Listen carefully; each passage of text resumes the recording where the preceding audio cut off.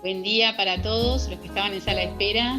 En breves instantes vamos a comenzar con la actividad. Mercedes va a comenzar con la actividad. Ahí ya está Mercedes. Bien.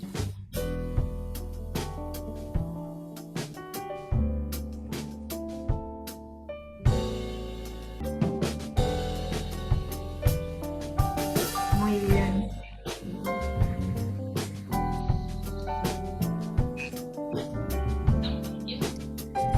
Sí, espera que saludamos a... ¿Querés saludar a Ana? Buen día, Cristian, acá de la Comisión Directiva de la Sociedad, ¿qué tal? Hola, buenas tardes aquí. Bueno, buenos días allá, ¿no? Es verdad. Sí, ahí está. Buenos días, ¿qué tal? Un gusto. Buenos días. Un gusto. Cecilia Durán, la presidenta de la sociedad, Ana Bentancor, secretaria de la sociedad y presidenta del Congreso, mucho gusto. Un placer estar con vosotros. Hemos intercambiado algunos correos, emails y mensajes, pero bueno, ahora nos vemos las caras de alguna forma, ¿no? Con tapaboca y todo, pero bueno. Buen día, Cristian. Soy Juan D'Apueto. Ahí está. Hola, Juan. Profesor D'Apueto. Muchas ganas. Le estamos poniendo cara a los correos electrónicos. Sí, de hace tiempo, además. A la virtualidad, sí. Sí. Bueno, muchísimas gracias por estar. Muchísimas gracias por la paciencia de todos los cambios que tuvimos que ir haciendo sobre la marcha. Una alegría que estés con nosotros. Hay mucho interés por escucharte y por conocer sobre tus desarrollos, así que estamos así, muy contentos. Es verdad. Igualmente, de verdad que sí. Bien, tenemos Mauricio también, ¿no? Sí, tenemos a Mauricio Cuello. Sí, buenos días. Disculpen que no conecté la cámara aún, pero estamos con una emergencia COVID en el Hospital de Día de Oncología y nos vimos obligados a trasladar en nuestros pies y pacientes, porque no hay ambulancias disponibles, a otro hospital. Entonces, ya me voy a sentar, ya en un minuto, y me conecto como se debe. Tranquilo, Mauricio, entendemos estas cosas. Gracias. Muy bien. Bueno, comenzamos entonces con la actividad de hoy, que es la conferencia de intervenciones en psicología positiva en oncología. Comienzo con las presentaciones. Mi nombre es Mercedes Viera, yo soy psicóloga, integrante de la Sociedad de Psicología Médica. Agradezco la oportunidad de coordinar la actividad. Como aspectos prácticos, les comento que lo que vamos a hacer es, primero vamos a tener la conferencia del profesor Ochoa, luego vamos a tener los comentarios de Mauricio Cuello, y vamos a recibir todas sus preguntas y comentarios a través del chat. Así que organizarnos en el tiempo y sobre todo finalizar a las 12 en punto como habíamos acordado y dispuesta la actividad de hoy. Si les parece, comienzo con las presentaciones. Tenemos al profesor Ochoa, que es especialista de psicología clínica y experto en psico-oncología, doctor y profesor asociado de la Facultad de Psicología de la Universidad de Barcelona, director del Programa Nacional eHealth, ex vicepresidente de la Asociación Nacional de Psicólogos Clínicos y Residentes y ex vocal de la Junta de Gobierno del Colegio Oficial de Psicólogos de Cataluña. A nivel formativo es tutor de residentes, de psicólogos clínicos y residentes, y profesor de múltiples másters y posgrados del ámbito de la psico-oncología y la psicología de la salud. Como investigador tiene más de 50 publicaciones nacionales e internacionales entre revistas científicas de prestigio, libros del ámbito de la psico-oncología y la neurociencia. Su campo de investigación principal han sido estrés y crecimiento postraumático en cáncer, siendo el autor y creador del programa de psicoterapia positiva en cáncer, que es lo que nos convoca sobre todo hoy, todo lo que es la línea de psicología positiva y oncología. En los últimos años ha conseguido alinear sus líneas de investigación en psico-oncología y health para facilitar la construcción de experiencias saludables en cáncer, sobre todo esto del crecimiento que es uno de los temas que nos convoca y nos interesa mucho. Como investigador principal ha conseguido financiación en importantes proyectos. Actualmente es el coordinador de la propuesta europea On Communities, Online Cancer Support Communities, financiada por estos organismos que teníamos en el currículum y que se desarrollan por Polonia y Alemania también. Y bueno, presento luego al profesor agregado Mauricio Cuellar cuando comience con los comentarios. Creo que sin más podemos pasar a escucharlo bien y disfrutar de esta conferencia de hoy. Agradecemos la presencia. Vale, pues muchas gracias, Mercedes. No sé si estáis viendo mi PowerPoint también. ¿Sí? Bueno, pues empezar primero agradeciéndote esta presentación muy larga y seguramente lo más importante es lo que tú has dicho, que hoy vamos a hablar sobre psicoterapia positiva, cómo facilitar cambios vitales positivos en nuestros pacientes. Antes de empezar, sí que quiero agradeceros a toda la organización y en especial a Juan de Apueto, ¿no? Que llevamos mucho tiempo conversando y viendo la posibilidad de poder llegar hasta este punto de hoy, muy de la mano de amigos ya como la profesora Ana Luz Protesoni y algún compañero también, a Carlos, que están trabajando en este ámbito allá en el Uruguay y que ya tuve la oportunidad de hacer una visita cuando se podían hacer visitas, ¿no? Cuando eso de viajar no era algo impensable, ¿no?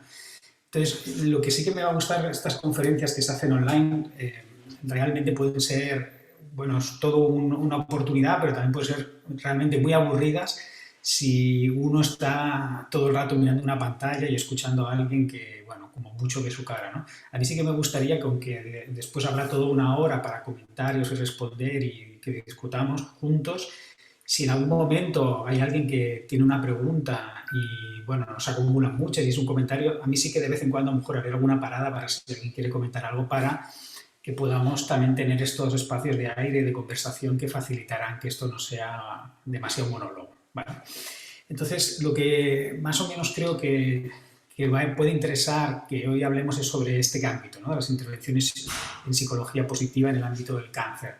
Todo lo que publicaciones y muchos de los temas que hoy voy a hablar están en una página web del equipo de investigación que dirijo, que es esta que os pongo aquí, psicooncologiaonline.com. Hay un apartado de publicaciones científicas, un blog con apuntes de psicooncología donde explicamos casos clínicos y orientamos cómo resolverlos, cómo atenderlos, que si les resulta de interés, pues también será para mí un placer que puedan utilizarlo, ¿no? Para entrar ya un poco como decimos aquí, en el meollo, ¿no?, de la situación, básicamente cuando hablamos de intervenciones basadas en psicología positiva, es hace poco que se han empezado a hacer revisiones sobre qué es eso de la psicología positiva y tiene también muchos críticos, ¿no? Porque realmente la psicología positiva, como todas las orientaciones en el ámbito de lo psicológico y lo psicosocial, se pueden llevar al absurdo y criticar muy fácilmente, pero bueno, digamos que desde los ámbitos más científicos han hecho intervenciones que creo que merecen la pena que hoy pongamos encima de la mesa y que cada uno pues valore en qué medida quiere hacer lo suyo, ¿no? Cuando empezamos a hacer las primeras revisiones en nuestro grupo, pues salían las intervenciones en cáncer que salían, eran las que veis aquí, ¿no? Mindfulness se incluía dentro de psicología positiva, cómo facilitar la expresión de emociones positivas, la espiritualidad, las terapias basadas en el aumento de la esperanza de cáncer y sobre todo pues, de las que más se llevan hablando hace muchos años, ya que son y que en el fondo servirían para todas las psicoterapias, ¿eh? Las intervenciones que tratan de facilitar que el paciente, del usuario de nuestras intervenciones, pues dote significado personal y sobre todo un significado terapéutico a su experiencia por esta enfermedad. Lo que yo os voy a hablar no va a ser tanto de todas las intervenciones psicológicas que hay, sus diferencias y tal, porque no hay una categorización ahora muy clara como en la mayoría de psicoterapias y quizá lo que yo creo que podemos aportar más es nuestra propia construcción de lo que es una psicoterapia basada en esa psicología positiva. Nosotros en el 2010 creamos un programa que en el fondo recoge todos estos aspectos, muchos de todos estos aspectos que veis aquí arriba, de regulación emocional mediante mindfulness, expresión de emociones positivas, espiritualidad, esperanza y dotar significado, pero muchos otros componentes que básicamente lo que pretenden estos elementos que se han visto que se han asociado, ¿no?, a un ámbito de la psicología positiva es facilitar el crecimiento postraumático. Nosotros nos dedicamos nuestros primeros años, desde 2009 hasta 2016 más o menos, a estudiar trauma y crecimiento en cáncer. Yo venía de la psicología clínica más de salud mental y lo que primero me llamaba la atención cuando trataba pacientes con cáncer, y aún me llama la atención aunque me dedico a esto, es ver que las personas, yo les veía que estaban mejor de lo que yo podría estar. Una cosa que le pasa a casi cualquiera que se dedica a cáncer es que escucha a personas, y obviamente hay mucha gente sufriendo y gente que está realmente abatida y que puede cumplir cuadros de salud mental como depresión, estrés postraumático, pero lo que veías es que una gran mayoría, cuando los escuchabas decías, hostia, pues no sé si yo estaría mejor que esta persona, ¿no? Así decías, esto yo no sé si yo lo podría llevar como esta persona, ¿no? Y sobre todo, lo que veías es que no solo había sufrimiento, que no solo había desgracia, que no solo había malestar, sino que había replanteamientos vitales, que había una profunda reflexión sobre la existencia propia, ¿no? A veces con comentarios que no son tan existenciales, pero que la base era muy existencial. Y entonces yo, que venía del ámbito de la salud mental más robusto y más conocido, pues me empezó a llamar mucho la atención que la gente explicaba muchas más cosas y que no eran todas las que acostumbrábamos a tratar en los marcos de salud mental, ¿no? Y empezamos a crear este estudio. Desde este estudio de lo que es trauma y crecimiento en cáncer, que hoy lo repasaré con vosotros, lo que también vimos es que el cáncer es una historia que tiene muchas transiciones, que tiene muchos puntos, ¿no?, muchos puntos de inflexión, que no toda la forma de abordar a una persona que está pasando por esta enfermedad es igual en todo el proceso, ¿no? Porque las personas abordamos los sucesos que la enfermedad nos pone delante de una manera diferente al principio de la enfermedad que cuando acaban sus tratamientos, que cuando la enfermedad vuelve a aparecer. Y eso es muy importante. Los tratamientos psico-oncológicos o de base psicosocial tienen que ir alineados a la experiencia de narrar la enfermedad. Y eso es lo que también ha marcado que nosotros las intervenciones basadas en psicología positiva las aplicáramos sobre todo al final de los tratamientos primarios del cáncer, la quimioterapia, la radioterapia, porque parece que era un momento especial, porque las personas cuando están, digamos, en la guerra, ¿no?, de soportar sus tratamientos primarios, a veces no están como para replantearse su vida. Aunque hay personas que ya lo hacen de forma muy al inicio de que son diagnosticados, muchos es cuando bajan todas las, digamos, todas las alertas, todas las alarmas de la parte bélica, por decirlo así, de la enfermedad, de soportar esos tratamientos, cuando empiezan a replantearse su vida. Y ahí es donde vimos que podía tener un interés marcar estas intervenciones de psicología positiva, como luego también trataré de justificaros, ¿no? Hicimos eso, que todas estas intervenciones tuvieran en común que facilitaban realizar cambios vitales positivos, que es el sinónimo de crecimiento postraumático, dicho de una manera así como más sencilla, ¿no?, más popular. Y por ahí es donde creo que vamos a hablar. Primero de esas fases de trauma y crecimiento en cáncer.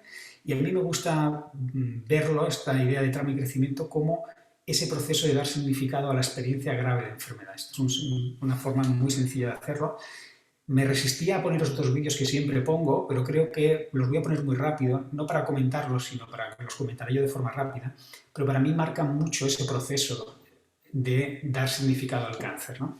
Porque cuando recibimos una enfermedad grave y nunca la hemos vivido algo similar, la tendencia natural que tenemos es a utilizar la perspectiva social que tenemos de abordar esta enfermedad, ¿no? A mí me gusta esta frase de Frank, que él dice que se imagina la sociedad como un almacén de plantillas narrativas, donde lo que hace en esta sociedad es proporcionar a las personas, cuando viven experiencias que no han vivido, como un almacén de potenciales plantillas narrativas a las que adherirse y encontrarse en esa experiencia, ¿no? Y entonces es muy importante también ver cuáles son las plantillas narrativas que cada sociedad pone a disposición de las personas cuando viven una enfermedad, ¿no?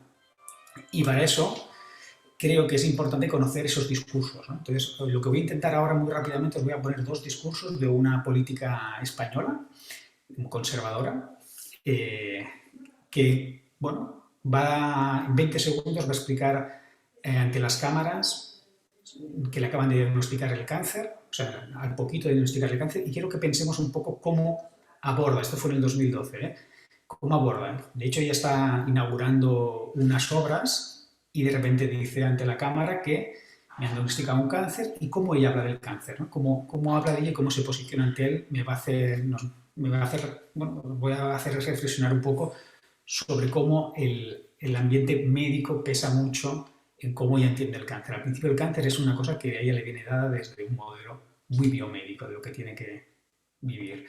Y luego veremos que un año después, cuando acaba sus tratamientos oncológicos, paradójicamente se va a mostrar de otra manera. Y aquí ella explica que dimite. Es una mujer muy conocida aquí en España como política, lleva más de 35 años en política, es un animal político, muy criticado en los ambientes de izquierdas, porque es una persona como muy conservadora, pero muy peleona, porque decimos aquí. Y ahí dice que dimite, que deja la política y da razones para hacer los que implican a la enfermedad. Voy a poner los vídeos muy rápidos sin comentarlos. Si no se oyen bien los comentaré yo y ya está, no me arriesgo a perder mucho tiempo.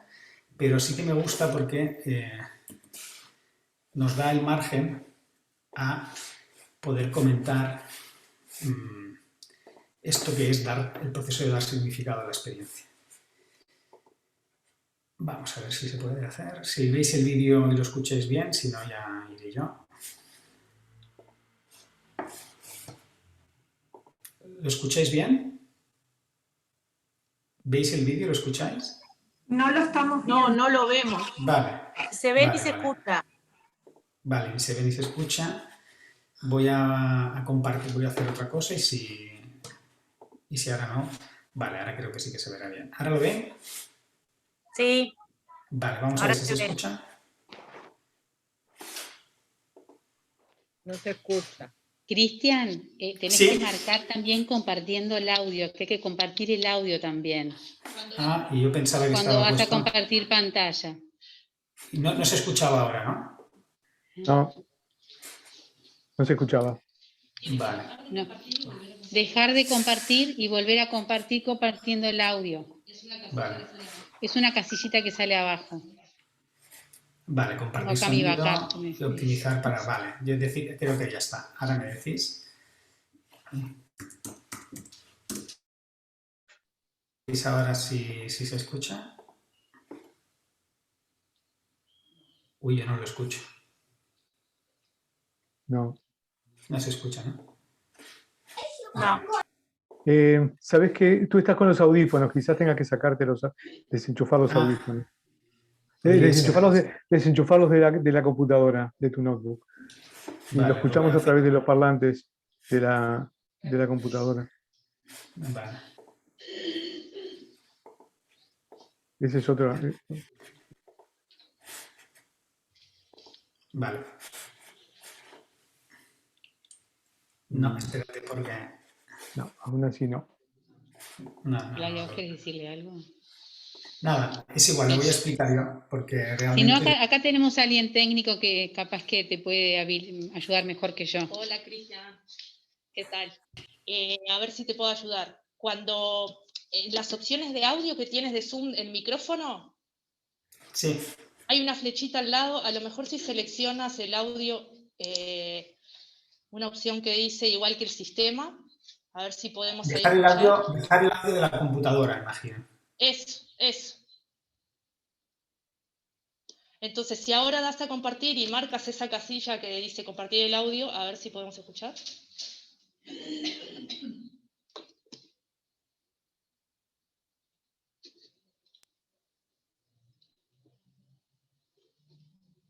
¿El video está en YouTube?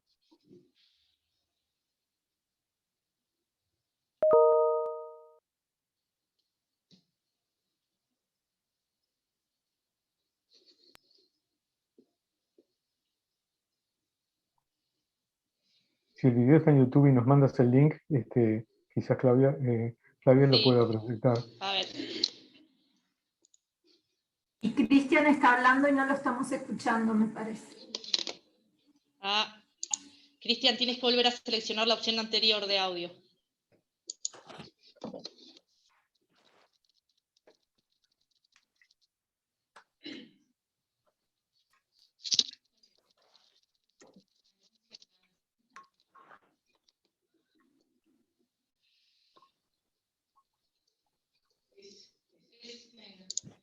A ver, Cristian, a ver si esto puede ser.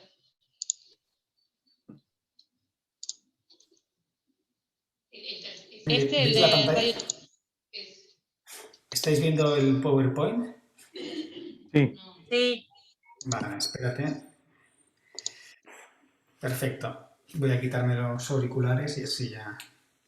Vale, pues os explico un poco lo que quería que vierais en esos vídeos. Esta política, cuando le dan el diagnóstico y se pone delante de las cámaras, lo que viene a decir es... Habla de la enfermedad como una enfermedad igual de curable que las demás. Dice que va a estar solo unos días fuera de juego y que además lo que hay que hacer es ser muy obediente y hacer todo lo que te digan caso tus médicos, que esto prácticamente que esto no pasa nada por tener algo así, que es una enfermedad. ¿Me oís bien, no? Sí, sí. Es una enfermedad como las demás y que, bueno, ni siquiera habla de cáncer, habla de un bulto que le ha salido. La enfermedad es algo que tampoco tiene que cambiarte demasiado la vida, que no sé por qué hay gente que se escandaliza por esto, porque no pasa nada, voy a estar solo unos días, ¿no? Habla de todo como algo rutinario, algo que...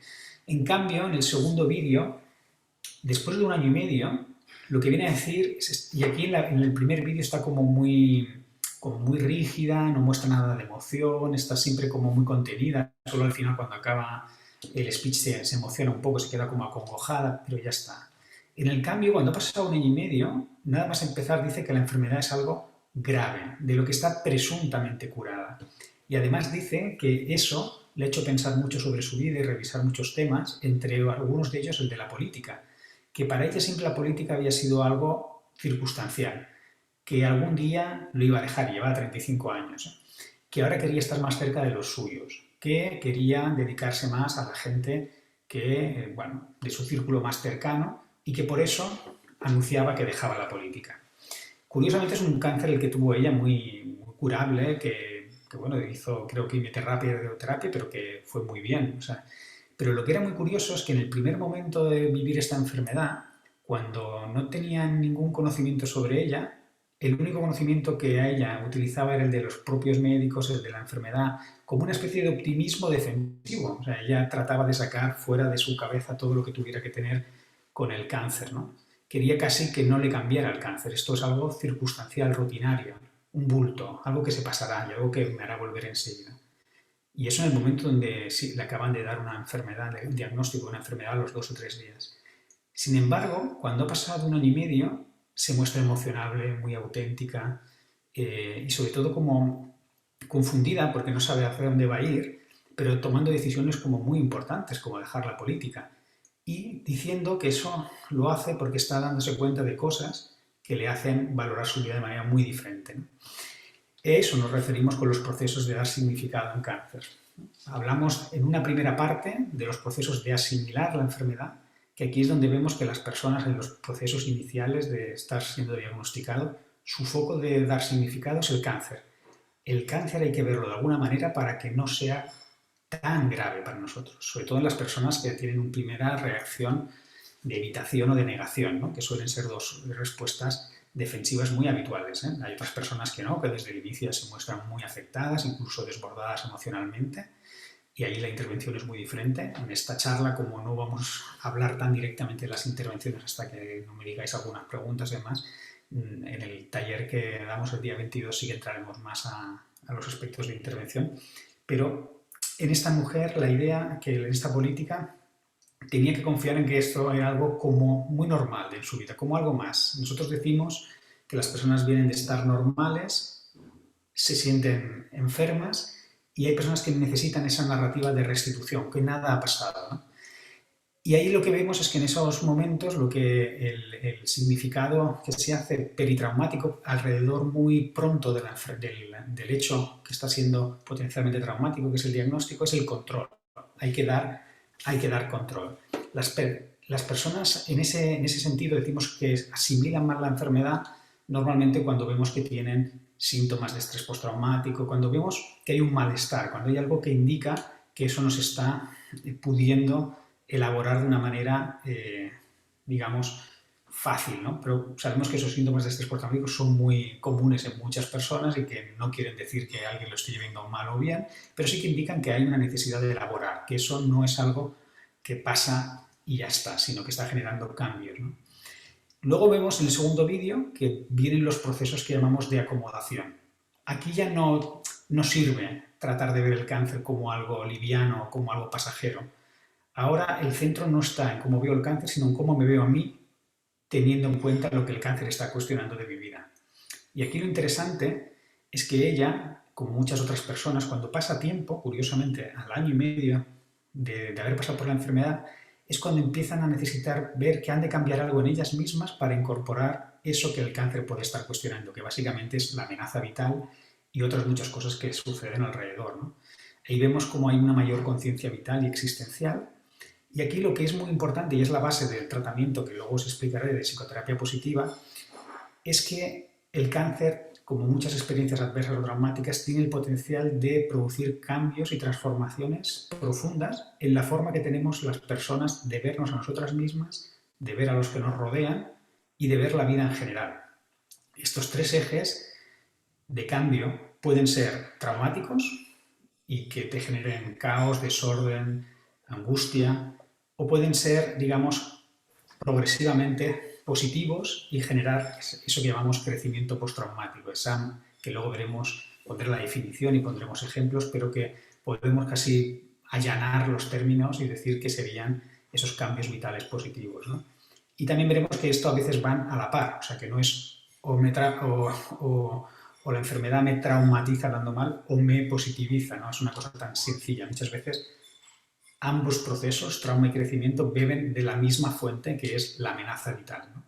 Cambio, no porque quiero, sino porque la enfermedad me está replanteando cosas, porque siento amenazado mi armazón psíquico también con la enfermedad, y al mismo tiempo también las personas que sienten que ha dejado una huella indeleble, traumática, es porque la enfermedad ha puesto delante de esa persona elementos que no puede entender, que no puede narrar, que no puede hacer propios, ¿no? Ya iremos hablando un poquito de eso. Nosotros, cuando empezamos a trabajar sobre estos elementos de cambio vital positivo, que eran muy comunes, ya veréis luego tantos por cientos, empezábamos a ver cómo se puede integrar en un mismo marco de experiencia humana estas expresiones habituales en cáncer de daño y sufrimiento y de cambio vital positivo, de crecimiento, ¿no? Hicimos un artículo en una de las revistas más importantes de psicología clínica que titulamos así: ¿es real o es ilusorio que hagamos estos cambios positivos? Que justamente cuando tu vida está siendo amenazada, tú digas que estás haciendo cambios muy importantes en tu vida. Esto no es una forma de autoengañarse, que había teorías de uno y otro lado sobre si era real o es ilusorio este cambio, ¿no?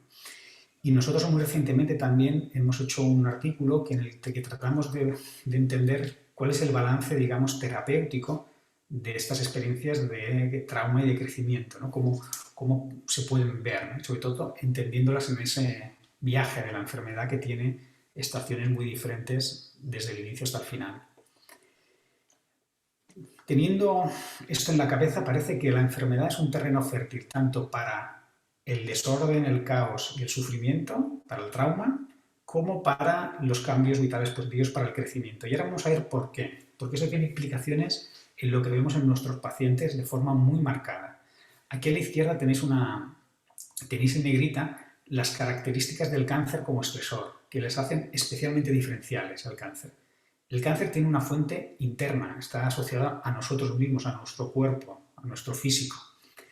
El cáncer tiene, ¿y qué condiciona eso, que sea una fuente interna en los procesos de trauma y crecimiento?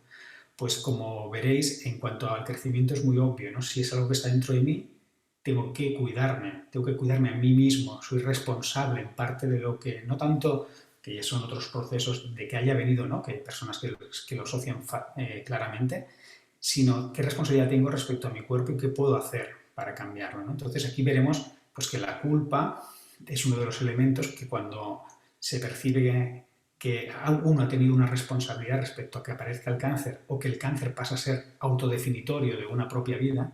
Yo tenía un paciente que decía que el cáncer era el final lógico de su vida, era yo, mi vida es un cáncer, y que me hayan diagnosticado cáncer es como el epílogo lógico de una vida, ¿no?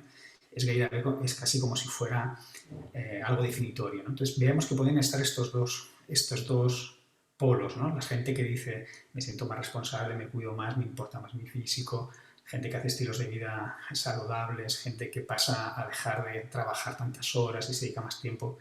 Ese día es de cambio vital positivo, o el contrario. También una cosa muy clara del cáncer, de diferencia con otros estresores, es que tiene una vinculación al futuro. La referencia es el futuro. Cuando la gente vive experiencias traumáticas, casi siempre la referencia es el pasado, es lo que viví. No quiero volver a vivir esa violación, no quiero volver a vivir ese accidente de tráfico, ¿no? Lo que me viene a la cabeza es aquello que viví. Las personas que tienen un cáncer no viven el diagnóstico, sí que pueden tener algún recuerdo, alguna reexperimentación de haber sido diagnosticados o de la quimioterapia, pero no suele ser lo que temen. Su referente traumático es el futuro, es lo que pueda venir, es la enfermedad, la muerte, el sufrimiento. Y eso es muy importante porque cuando veamos gente que da cambios vitales positivos, que dice crecer, lo que nos va a decir es que ha cambiado prioridades en su vida, que aprecia más el día a día, aprecia más las pequeñas cosas, va a tener un foco muy marcado de aumento de la conciencia de lo que percibe en su vida y sobre todo cambio de prioridades en cuanto a su proyección futura. Y sin embargo, lo que veremos en personas que realmente integran o asimilan mal la enfermedad es algo muy habitual, que es ese apuro existencial, esta espada de Damocles, ¿no? Ese miedo permanente, en inglés lo llaman el ongoing threat, que es la amenaza que permanece, ¿no? Y que no deja descansar. Y otra cosa también típica del cáncer, que está muy ligado a la anterior, es que no tiene una delimitación temporal. Los hechos traumáticos empiezan y acaban, normalmente el hecho en sí mismo. En cambio, el cáncer, como que tenemos que hacer muchas visitas, pues al final, y va siguiendo y hay un potencial de recidiva, pues genera esa sensación de que uno está siempre algo en alerta o bastante en alerta. Y por último, el hecho de que pueda generar, en algunos casos, que sea invalidante, que genere necesidad de otros, pues puede abrir hacia el trauma positivo, es que agradecimiento, cercanía con los demás, mayor conexión, humildad y apertura, o puede ser todo lo contrario, ¿no? Sentir que los demás no han estado, que no me comprenden, que me hace sentir que aún estoy más solo, ¿no? En esta enfermedad. Hay muchas personas, lo he visto especialmente en mujeres, que esperaban que sus maridos cambiaran en este proceso. Yo esperaba que él ahora sí estaría ahí, que me comprendiera, que se volcara en mí, y al final no fue así. Con lo cual es doblemente traumático saber que cuando tu vida se ve amenazada, alguien a quien esperabas que te importara no hizo lo que esperabas, ¿no? Tantos por cientos de presencia de lo que podríamos llamar crecimiento postraumático en cáncer. El 50-90% de los pacientes experimentan cambios vitales positivos. Es más la norma que la excepción. Y este trauma, un 15, un 60% de lo que llamamos síntomas de estrés postraumáticos. Ambos son muy prevalentes, pero incluso es más prevalente las experiencias de cambio vital positivo en cáncer. Pero nos hemos dedicado a estudiar la parte de trauma porque es nuestro foco, ¿no? El foco siempre ha sido lo que no funciona, y de lo que funciona bien o de lo que está cambiando en un sentido que la gente puede ver como positivo para ellos no lo hemos estudiado, no hemos estudiado las claves o cómo facilitarlo, ¿no? Lo damos por hecho, lo bueno normalmente se da por hecho. Nosotros entonces tratamos de ver en este continuum que, bueno, esto lo pongo como ese proceso de dar significado, cómo condiciona nuestras intervenciones, ¿no? Para mí los tratamientos psico-oncológicos tienen que estar estadio orientados, porque en las primeras fases veréis que casi todos los que trabajamos con pacientes con cáncer, cuando están muy cerca de un hecho, de una de las crisis que puede ser como el diagnóstico, entramos a hacer intervenciones de counseling, regulación emocional, lo que pretenden es aceptación, asimilación. Nosotros y el tratamiento de psicoterapia positiva, después del tratamiento oncológico, ya se pueden hacer terapias más estructuradas, que pueden tener que ver con manejo de estrés, con búsqueda de sentido, con el crecimiento como es nosotros. Y al final de la vida, cuando ya las personas están en procesos que no hay marcha atrás, que digamos hay que prepararse para para la posibilidad de la muerte o algo más que la posibilidad, es cuando se han desarrollado sobre todo psicoterapias de corte más existencial, ¿no? Terapia de la dignidad, terapia del sentido, del significado. A mí creo que aquí el mensaje es, las terapias no las tenemos que ver como las vemos a veces en salud mental, que son para trastornos, sino que hay que contextualizarlas en el viaje de la persona con cáncer, porque lo que está cuestionando en cada momento esta enfermedad es clave para decidir qué tipo de intervención haremos, ¿no? Nosotros vamos a hablar de esta parte de post-tratamiento y supervivencia, pero creo que vale la pena comentarlo, ¿no? Y en el fondo lo que hay alrededor del concepto del cáncer como experiencia traumática son dos modelos. El modelo clásico, que es el concepto biomédico de trauma, que viene del DSM-4, que no me voy a extender mucho, pero que básicamente entiende el cáncer como una reacción psicofisiológica que sobre todo está marcada por los 3 clústeres del estrés postraumático: intrusividad, síntomas de habituación, reexperimentación, y que en el fondo están muy asociados a lo que llamamos, a lo que es la calidad de vida, o sea que no son síntomas que se disipan con el tiempo, sino es una reacción que se autolimita y que afecta a la calidad de vida y no reflejan simplemente el malestar global. O sea, sabemos que es un tipo de reacción sintomatológica que genera un impacto claro en las personas. Sin embargo, el modelo psicosocial no se centra tanto en esta reacción, sino que se centra más bien en estos elementos que os pongo aquí, ¿no? En cómo impacta en el armazón psíquico de la persona, sobre todo en este punto 3, ¿no? Cómo cuestiona asunciones básicas de estas personas. A mí me gusta esta definición de Pau Pérez Sales, porque en el fondo lo que es la base de cómo intervenimos en tratamientos psicosociales. Las enfermedades oncológicas generan muchas veces caos y confusión, bloqueos, y lo que hacemos los profesionales es tratar de ayudar a narrar lo que para un paciente es inenarrable, incomprensible para los demás. Es muy difícil para una persona hablar de lo que le pasa si siente que los demás no le van a comprender y si él mismo no sabe qué es lo que le está pasando, ¿no? Y por eso se necesita una ayuda profesional para empezar a narrar y representar lo que le pasa. Y sobre todo porque lo que uno está viviendo puede quebrar la visión que tiene de uno mismo, de los demás y del mundo. Y eso es la base que hablaremos luego del tratamiento psicosocial en cáncer, ¿no? Entonces, esa es la parte de trauma. La parte de crecimiento. El crecimiento como hecho se define en el 95, el 2004, aunque ya había muchas formas de entender el crecimiento antes, como esas secuelas, o sea, ocurre conjuntamente con las secuelas de vivir un hecho estresante, y sobre todo lo que hacen es que subraya que la persona crece más allá de su nivel previo de adaptación, funcionamiento psicológico, conciencia vital. Hay un plus, es como si la enfermedad y el tránsito por esa enfermedad ofreciera un plus adicional. ¿En qué áreas? En cómo se percibe a sí misma, por ejemplo, personas que se perciben más capaces, más fuertes, más conscientes. Cambios en las relaciones interpersonales, me siento más cercano, con mayor capacidad de intimidad. Y cambios en la filosofía de vida, por ejemplo, apreciar más la vida, hacer cambio de prioridades. Esto es lo que hablamos como cambios vitales positivos. Bueno, esta parte es un poco más filosófica, pero a mí me gusta. El crecimiento hay que verlo como que todas las sociedades definimos un ideal de comportamiento que permite de alguna manera entender cómo vamos a reconstruir nuestra vida cuando se ve amenazada en el cáncer. Esa es la perspectiva sociocultural del cáncer que he señalado ya antes. En la parte más individual, todos de alguna manera tenemos la sensación de que progresamos o querríamos progresar hacia una versión mejorada o preferida de nosotros mismos. Eso también es una idea de crecimiento, la idea de crecimiento de intentar sentir que voy hacia una versión de mí mismo que la entiendo como mejor o preferida, ¿no?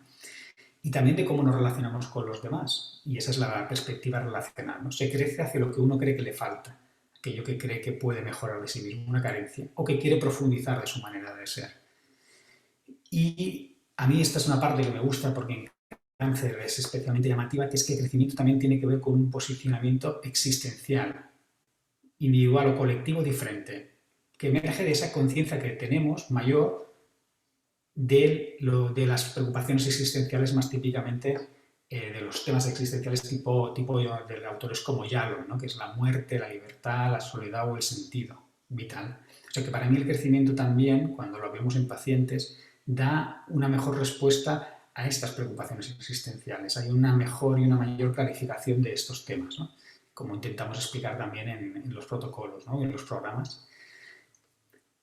Cuando los principios guías de cualquier intervención en crisis, trauma y duelo sirven para la psicoterapia positiva también en cáncer, casi todas las intervenciones que haremos van a tratar de tener 5 ejes.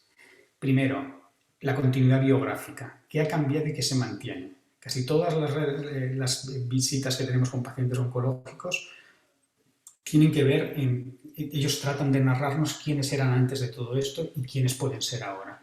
Hemos de ayudarles a mantener una continuidad biográfica, que no quiere decir negar lo que ha pasado, sino que haya una coherencia y una continuidad en su forma de explicarse a sí mismos, ¿no? Esto es una cosa muy básica que puede parecer, pero que realmente es muy clave tanto en la intervención en crisis más aguda como en intervenciones que son ya de más largo recorrido cuando haya pasado la enfermedad. Una cosa muy interesante también es, como pasa en muchos sucesos traumáticos, es desidentificarse del hecho. Tú eres algo más que un cáncer.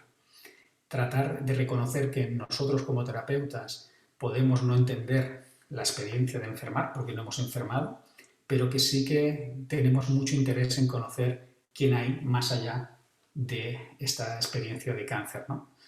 Y por eso es muy importante que detectemos en los pacientes espacios libres de la enfermedad, cuando nos explican elementos que no tienen que ver con su enfermedad y a pesar de que la pueden estar viviendo de forma muy crudenta, son espacios de desidentificación muy importantes, ¿no? También todo aquello que aumenta el locus de control interno, ¿no? En cáncer, muchas veces los pacientes han de soportar que hagan con ellos algo, tratamientos, a veces el buen paciente es el que más se deja hacer y a veces eso provoca también una desesperanza o una impotencia, una frustración, se queda como una sensación de indefensión, ¿no? De que yo no puedo hacer nada. Por eso todos los elementos de capacidad que podamos encontrar en el paciente van a ser muy relevantes y muy destacables, ¿no? Y por último, y esto es muy marcado de las terapias basadas en el crecimiento postraumático, es detectar esos momentos de cambio de visión de uno mismo, los otros y el mundo, que ahora es donde me sentaré más. Porque la idea de todo esto es que con estos 4 elementos, centrándonos en estos 4 elementos, se disminuirá el malestar emocional. Nuestra idea siempre fue crear un tratamiento que aumentara la conciencia y la revisión personal y no tanto controlar los síntomas de estrés postraumático. Esa idea del cáncer como reacción, que es más biomédica, lleva consigo tratamientos que son muy basados en el control, o sea, todo lo que es técnicas de manejo del estrés y demás. Ya veréis que nosotros hemos comparado tratamientos de este estilo con la psicoterapia positiva, ¿no?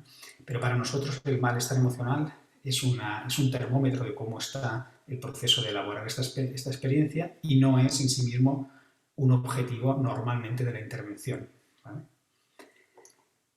Y aquí sería un poco el resumen gráfico de toda esta idea. Veis aquí arriba, a la izquierda, la visión que una persona tiene de sí misma, de los otros y el mundo antes de empezar, que se puede resumir como la identidad. Este soy yo, estos son los que yo quiero y esto es como yo veo la vida, ¿no? Esa identidad, cuando estamos diagnosticados del cáncer, cuando nos diagnostican el cáncer, no solo es el diagnóstico, sino todas sus consecuencias, es también el cáncer, tiene el potencial de cambiar o tensionar ese mundo que tenemos asumido, esa identidad previa. ¿Cómo sabemos que se ha podido ver esa identidad previa afectada? Pues con los síntomas de estrés postraumático. Eso indica necesidad de elaborar lo que estoy viviendo. Ahí pueden incidir los síntomas de estrés postraumático, pueden verse agravados por cosas como muy psicosociales. Tengo hijos pequeños, tengo problemas de trabajo, si me han tratado mal en los profesionales que me tendrían que atender, si me ayudan o no me dan soporte. O sea que aquí hay muchos elementos, no solo los propiamente psicológicos, que juegan un papel importante, ¿no? Ante esta experiencia de estrés postraumático hay como 2 grandes formas de abordarlo. Unas que serían, digamos, estrategias más defensivas, que serían las que hemos hablado que hemos visto en el vídeo, no hemos podido verlo porque os he comentado yo del vídeo de esta política, que son defensivas, que tienen que ver con la evitación y la negación, y que lo que pretenden es asimilar muy rápidamente la enfermedad. Esta enfermedad es algo muy parecido a lo que yo tenía antes de la enfermedad, no me ha cambiado, soy el de antes. Que son esas narrativas de restitución. Yo estaba enfermo y ya vuelvo a estar sano. Esta es la búsqueda de ese círculo azul de restituirse rápidamente, ¿no? Y por otro lado tenemos las estrategias más transformativas, que en el fondo son esas estrategias que lo que pretenden es cómo puedo cambiar yo de cambiar de lo que yo soy o de lo que como yo me relaciono, de cómo veo el mundo, para asimilar toda esta información que la enfermedad me ha puesto delante, ¿no? Y aquí tenemos las dos grandes ramas que son muy prototípicas, que sería el crecimiento y el trauma. Esos cambios de la visión positiva o negativa del mundo, que al final van a dar una identidad diferente, ¿no? Nosotros trabajamos mucho desde el concepto de identidad y voy a profundizar un poco, y ahí luego si queréis dejaría un tiempo para comentarios si queréis, en lo que sería la definición propia de la psicoterapia positiva. La psicoterapia positiva, resumiendo un poco lo que hemos podido ir hablando, quiere ampliar el ámbito tradicional de la psicoterapia, no quiere cambiar o quiere ver la psicoterapia como algo nuevo, sino cómo podemos en nuestras intervenciones utilizar los recursos positivos de nuestros clientes, como pueden ser sus experiencias, emociones positivas, las que sienten como virtudes o fortalezas, y sobre todo tratando de basarnos en dos premisas, ¿no? Que son muy de la terapia existencial, del humanístico existencial, que es que las personas tienen un deseo inherente de crecer, de plenitud y de felicidad, y no solo de evitar el dolor, la angustia.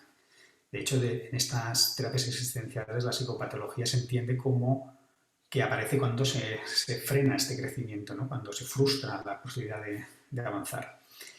Por eso para nosotros el sufrimiento en cáncer no es solo el obvio que tiene que ver con el límite lógico que está imponiendo la enfermedad o su expectativa, sino que tiene que ver con la imposibilidad también de cambiar, de crecer, de percibirse a uno mismo como algo que puede ser mejorado, cambiado y que puede ser, en definitiva, puede seguir avanzando en la vida, ¿no? Entonces, aquí nuestra idea en la psicoterapia positiva sería, vamos a centrarnos en el funcionamiento positivo de las personas, porque ese funcionamiento positivo facilita el crecimiento, los cambios vitales positivos, y hay bastantes estudios ya y muchas revisiones que muestran que la gente que realiza crecimiento, o sea, que hace cambios vitales positivos en la enfermedad, disminuye de forma marcada el crecimiento del malestar emocional y el estrés postraumático, como os mostraremos en los estudios al final de esta conferencia. Vale, esto lo hemos publicado en muchos artículos, tanto de revistas oncológicas como de revistas más psicológicas de bastante prestigio. Y lo que nosotros vamos a intentar este es el protocolo de la psicoterapia positiva. Está en castellano y en inglés, en la página web que os he puesto al principio os lo podríais descargar. Y básicamente este es el programa, ¿vale? El programa de la psicoterapia positiva, siguiendo un poco la lógica que os hemos dicho, lo hemos desarrollado sobre todo ahora para pacientes al final del tratamiento primario, de la quimioterapia, radioterapia y la intervención quirúrgica. Las personas que tienen un malestar emocional significativo, porque lo hemos ensayado sobre todo con personas que tienen un malestar emocional relevante, les proponemos 12 sesiones de psicoterapia en las que el primer módulo, el primer proceso, digamos la asimilación, se realiza en 4 o 5 sesiones, que tiene un módulo de facilitar la expresión emocional y el procesamiento emocional, que básicamente empezamos con una pregunta que es que nos explique cómo ha cambiado su vida alrededor de recibir un diagnóstico de cáncer, que empiecen a narrar los cambios que ha recibido su vida. Ahí normalmente salen todas las situaciones que tienen que ver con malestar, miedo, rabia, incomprensión. Y ahí lo que trabajamos sobre todo son técnicas de conciencia somática, de trabajar con esas emociones tanto positivas como negativas, tratar de simbolizar y representar la experiencia, porque hay muchas personas que saben que están sintiendo cosas muy marcadas, pero no saben nominalizarlas, no saben articular su experiencia. También que entiendan la función, esto lo hablaremos mucho en los talleres, la función positiva del síntoma.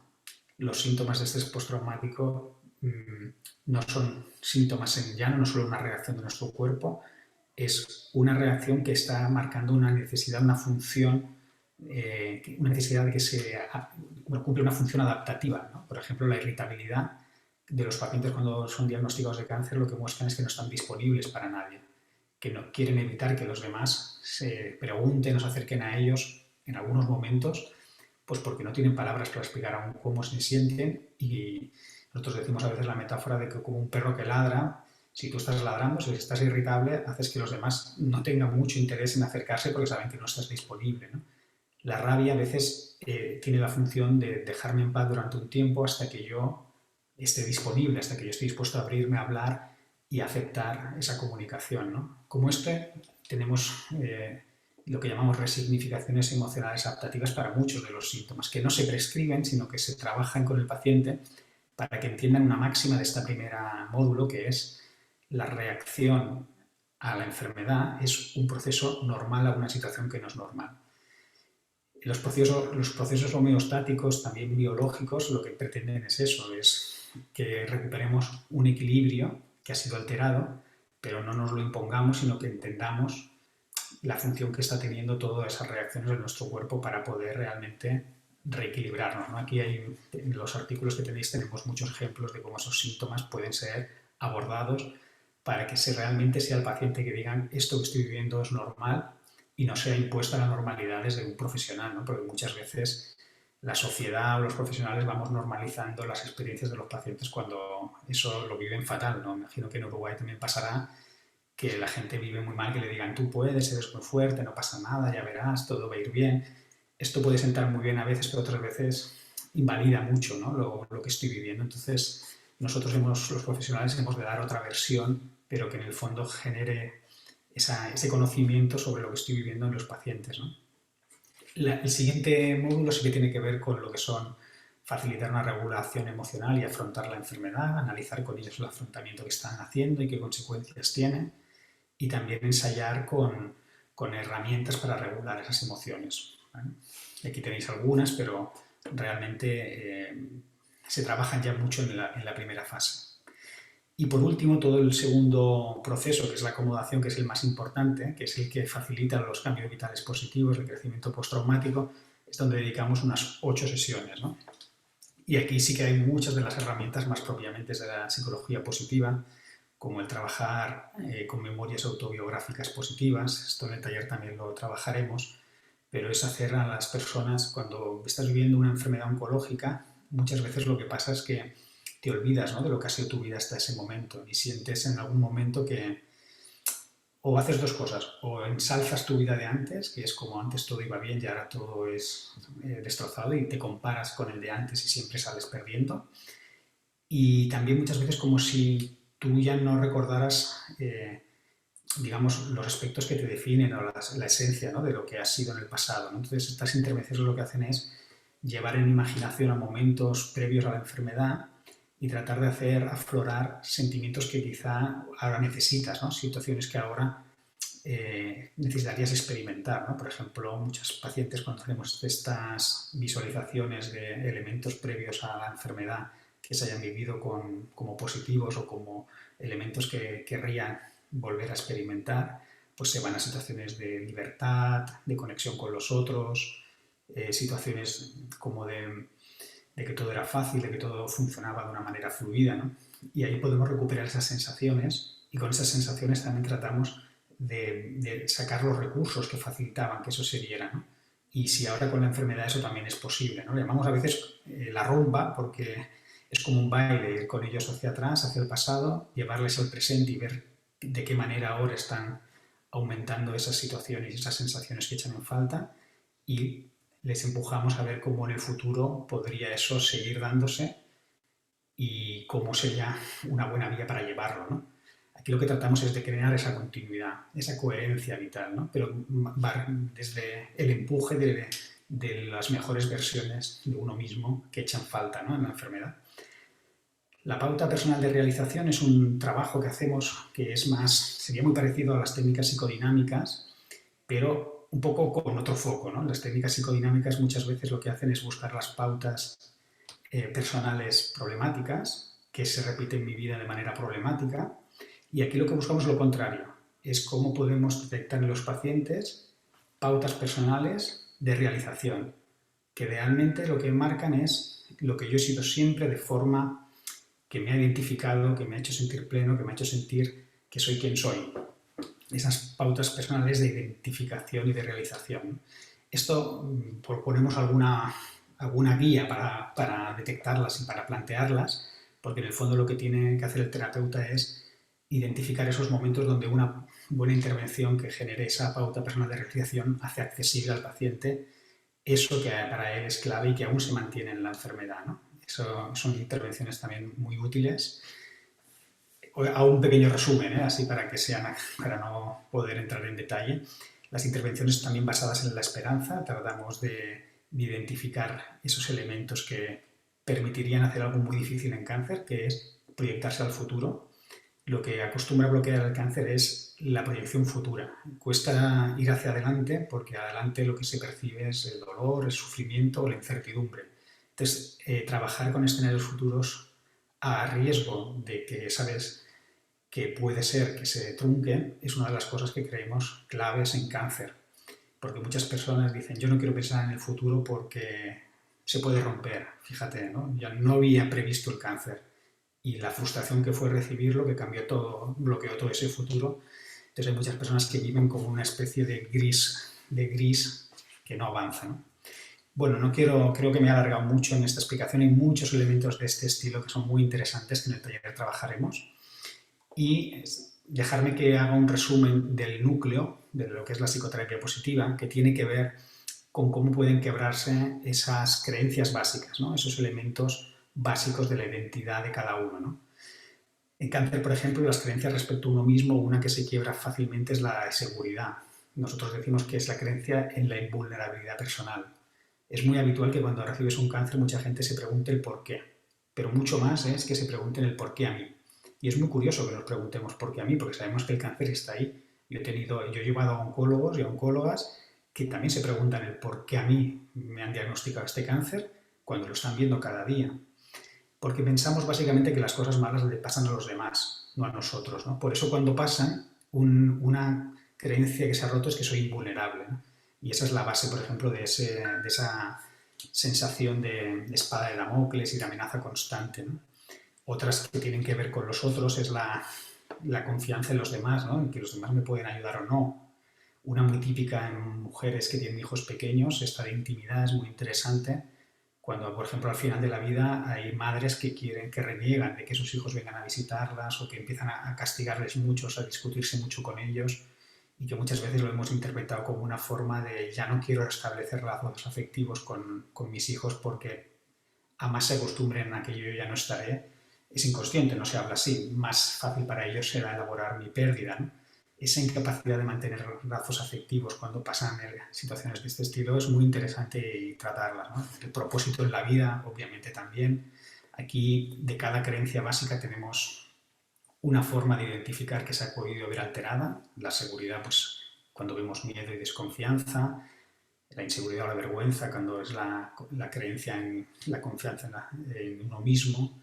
En la plenitud, en cada una de las creencias podemos identificar emociones que nos indicarían que esa creencia está potencialmente alterada, que puede jugar un papel, y nuestro trabajo sería facilitar la reconstrucción de esa creencia en un sentido a poder ser más positivo, ¿no? Por ejemplo, la idea de alienarse, cada una tiene, no me voy a detener, luego si alguien tiene interés podríamos hablarlo, ¿no?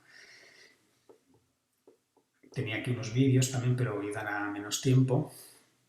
Voy un poco más rápido para plantearos un poco los resultados, ¿vale? Con esto acabaríamos. Son 2 o 3 diapositivas que las paso rápido, pero son las que más cuestan porque hemos hecho 3 ensayos clínicos en este tiempo con la psicoterapia positiva y os los quería explicar.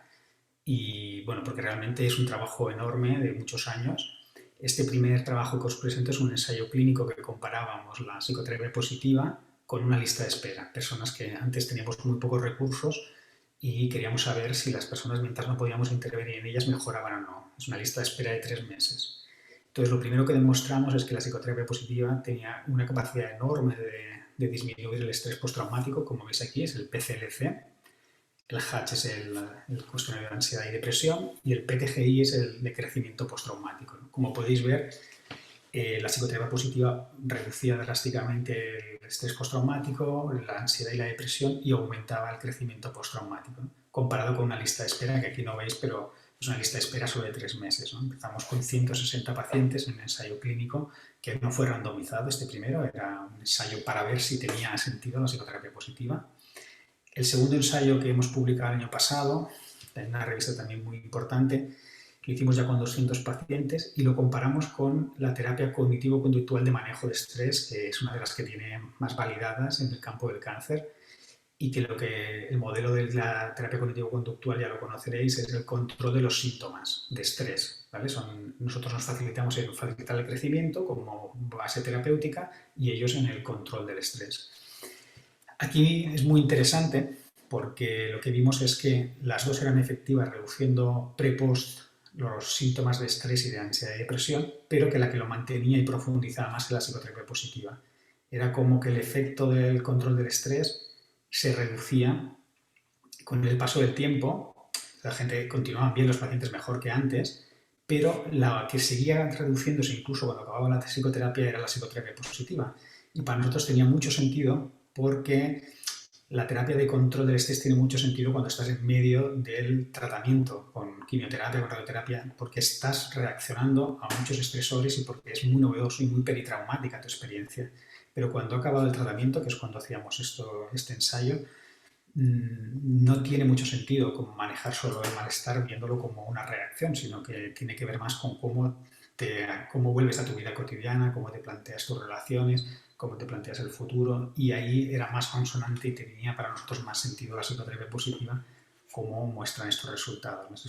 Para nosotros es un trabajo muy, muy, muy importante que nos costó mucho, pero que va en la línea de lo que más hemos querido transmitir, ¿no?, en nuestro trabajo. Y por último, este mismo año, se publicó en 2020, pero en la revista de Science 2021, en la revista Psycho-Oncology, hemos publicado que este tratamiento de psicoterapia positiva, hacerlo vía multibioconferencia. La verdad que lo hicimos antes del COVID y nos vino muy bien, porque es un trabajo que se ha utilizado mucho, ya que sabéis que con el COVID no hemos podido hacer terapias presenciales, y lo que demuestra este trabajo es que se puede hacer, los resultados son equivalentes a hacer la terapia por multivideoconferencia que en presencial, que es el formato tradicional, ¿no?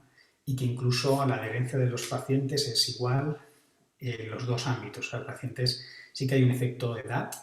Esto es un tipo de ensayo que se llama Pragmática Randomized Control Trial, que se deja a los pacientes cambiar se tiene en cuenta que puedan cambiar su preferencia, y lo que vimos que los jóvenes preferían más la online y los mayores preferían más la presencial, ¿no? Y se corregía todo eso en el ensayo y con esa corrección veíamos que eran equivalentes los resultados. Y por mi parte creo que, no sé si he ido muy rápido, pero por lo menos en tiempo estoy.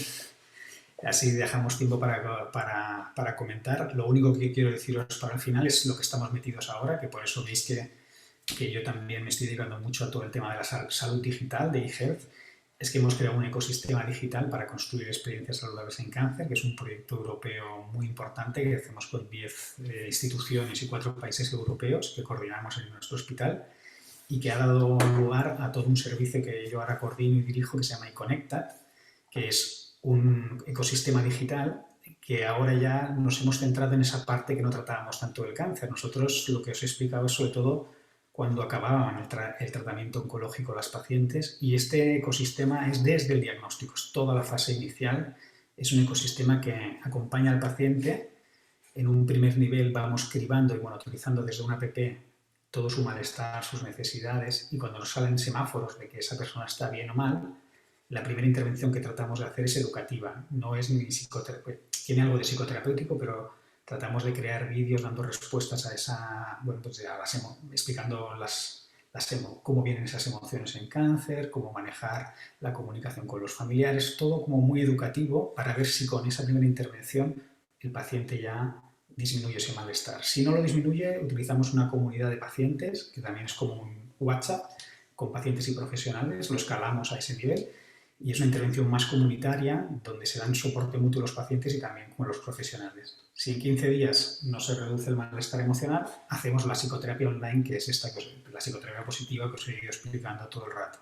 Con este tipo de ecosistema, que realmente está teniendo mucho éxito, lo que queremos tener es un enfoque salutogénico desde el inicio. No queremos que se vea las experiencias de cáncer como algo que tiene que ser siempre, digamos, entendido desde una perspectiva psicopatológica, sino como algo a prevenir y desde el inicio, que la gente tenga curiosidad por la experiencia que tiene y no solo cuando ya se vuelve muy problemática, ¿no? Entonces queremos un enfoque más de prevención y de promoción mediante las nuevas tecnologías. Y perdonad si voy un poco rápido, que sé que a veces peco de eso, pero con esto ya acabaría, y encantadísimo de que comentemos y preguntas, comentarios, lo que haga falta.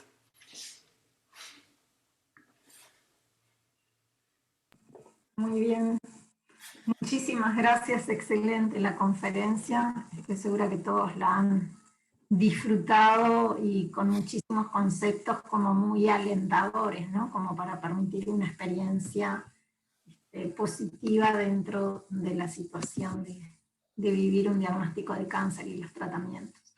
Le vamos a dar la palabra en primer lugar a Mauricio Cuello. Es oncólogo, tiene un posgrado de metodología, diseño y desarrollo de ensayos clínicos en oncología en la Universidad de Barcelona, también en España, coordinador general del GOCUR y del Servicio de Oncología del Instituto Universitario Dexus, es fellow en oncología torácica del Hospital de Universitari Germán Sáez ay Pujol, no sé, Instituto Catalán de Oncología en España, profesor agregado de Oncología de la Facultad de Medicina y profesor adjunto del Departamento Básico de Medicina.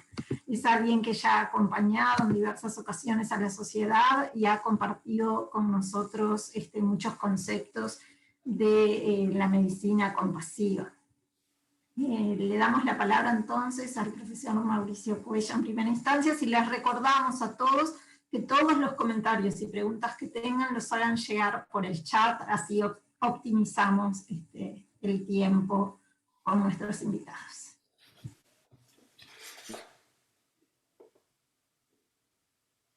Hola, buen día a todos. Muchísimas gracias por la invitación. Me gané la mañana y más porque creo que fue excelente la presentación de Cristian y haciéndome algunos apuntes.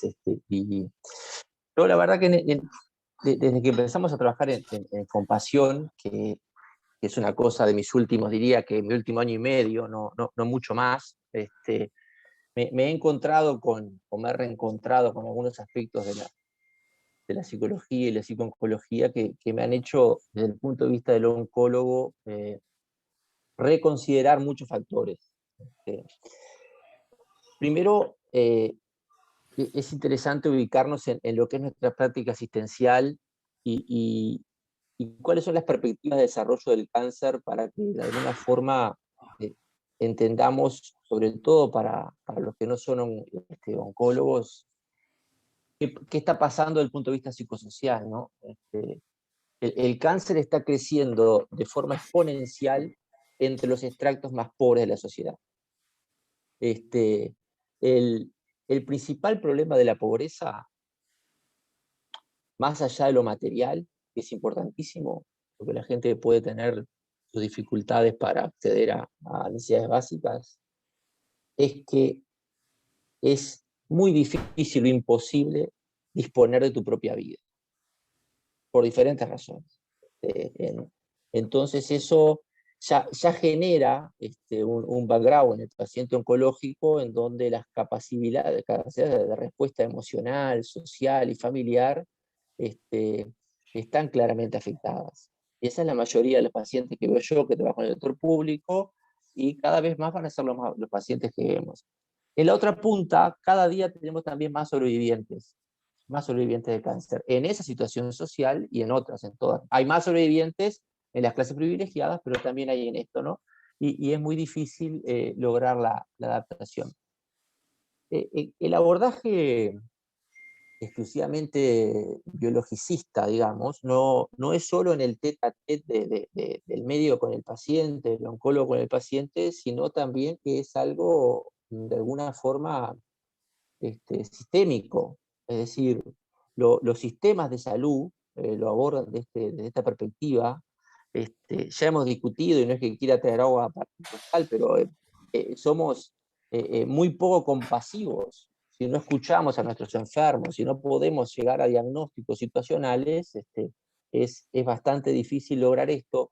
Y cuando Cristian planteaba la necesidad de iniciarlo del diagnóstico de etapas muy tempranas, yo con mis herramientas, yo cuando me enfrento a un paciente oncológico, le pido a un patólogo que me haga un estudio de la biopsia, porque yo no soy patólogo y no sé, y cada día me pregunto más si los pacientes no deberían ser evaluados psicológicamente sí o sí, y no dejado o librado a las posibilidades de los oncólogos de detectar o no un paciente que podría tener o beneficiarse o no de una situación específica.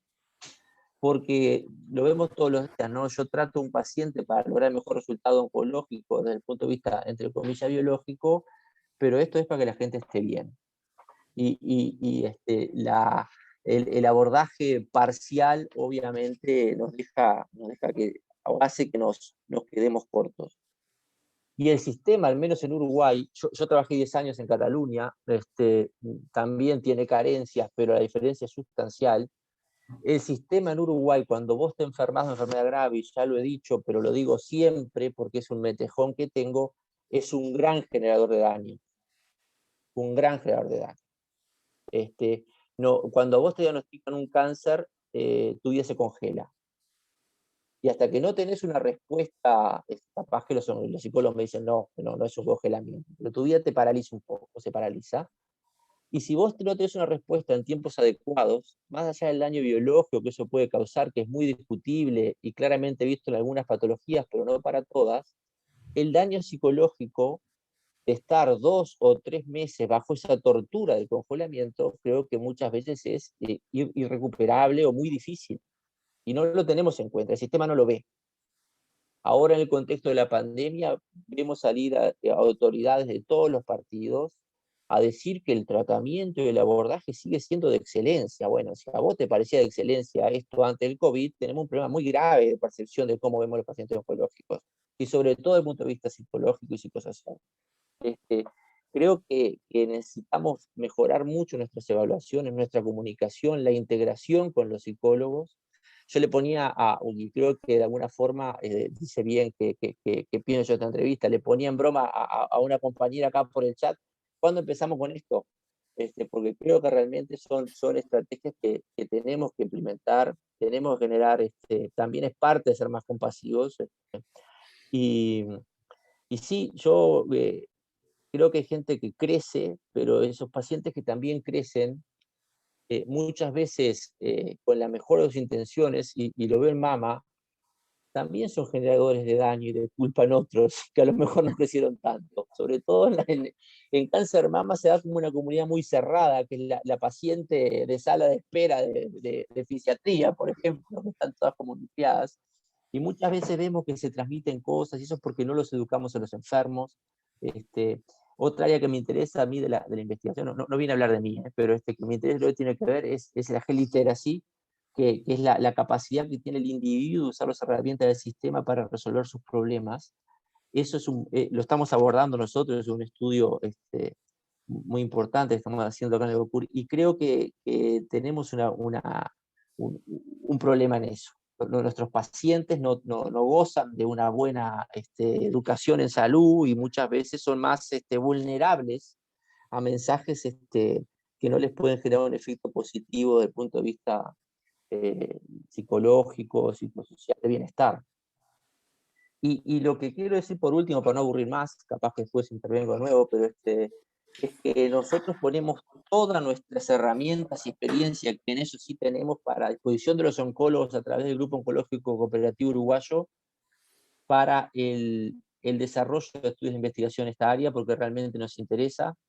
Yo ahora, cuando he tenido oportunidad de gestionar un servicio de salud, y en esto he fracasado, quizá por características propias, la licenciada Protesoni me persiguió durante años, y yo no fui capaz de generar los espacios y la respuesta, pero estoy dispuesto a reivindicarme. Creo que esto es algo que nosotros tenemos que por bienestar de nuestros pacientes y de nuestro sistema de salud, desarrollar y empezar cuanto antes. Muchas gracias, Cristian, de nuevo, y te voy a invitar a que hagas esta presentación al Servicio de Oncología, porque creo que hay que seguir sembrando la semilla de la inquietud en esta área, y los oncólogos tienen que estar formados, sin duda. Pues muchas gracias, sí, Mauricio, y bueno, muy de acuerdo en muchas cosas que dices, por no decir todas, ¿eh?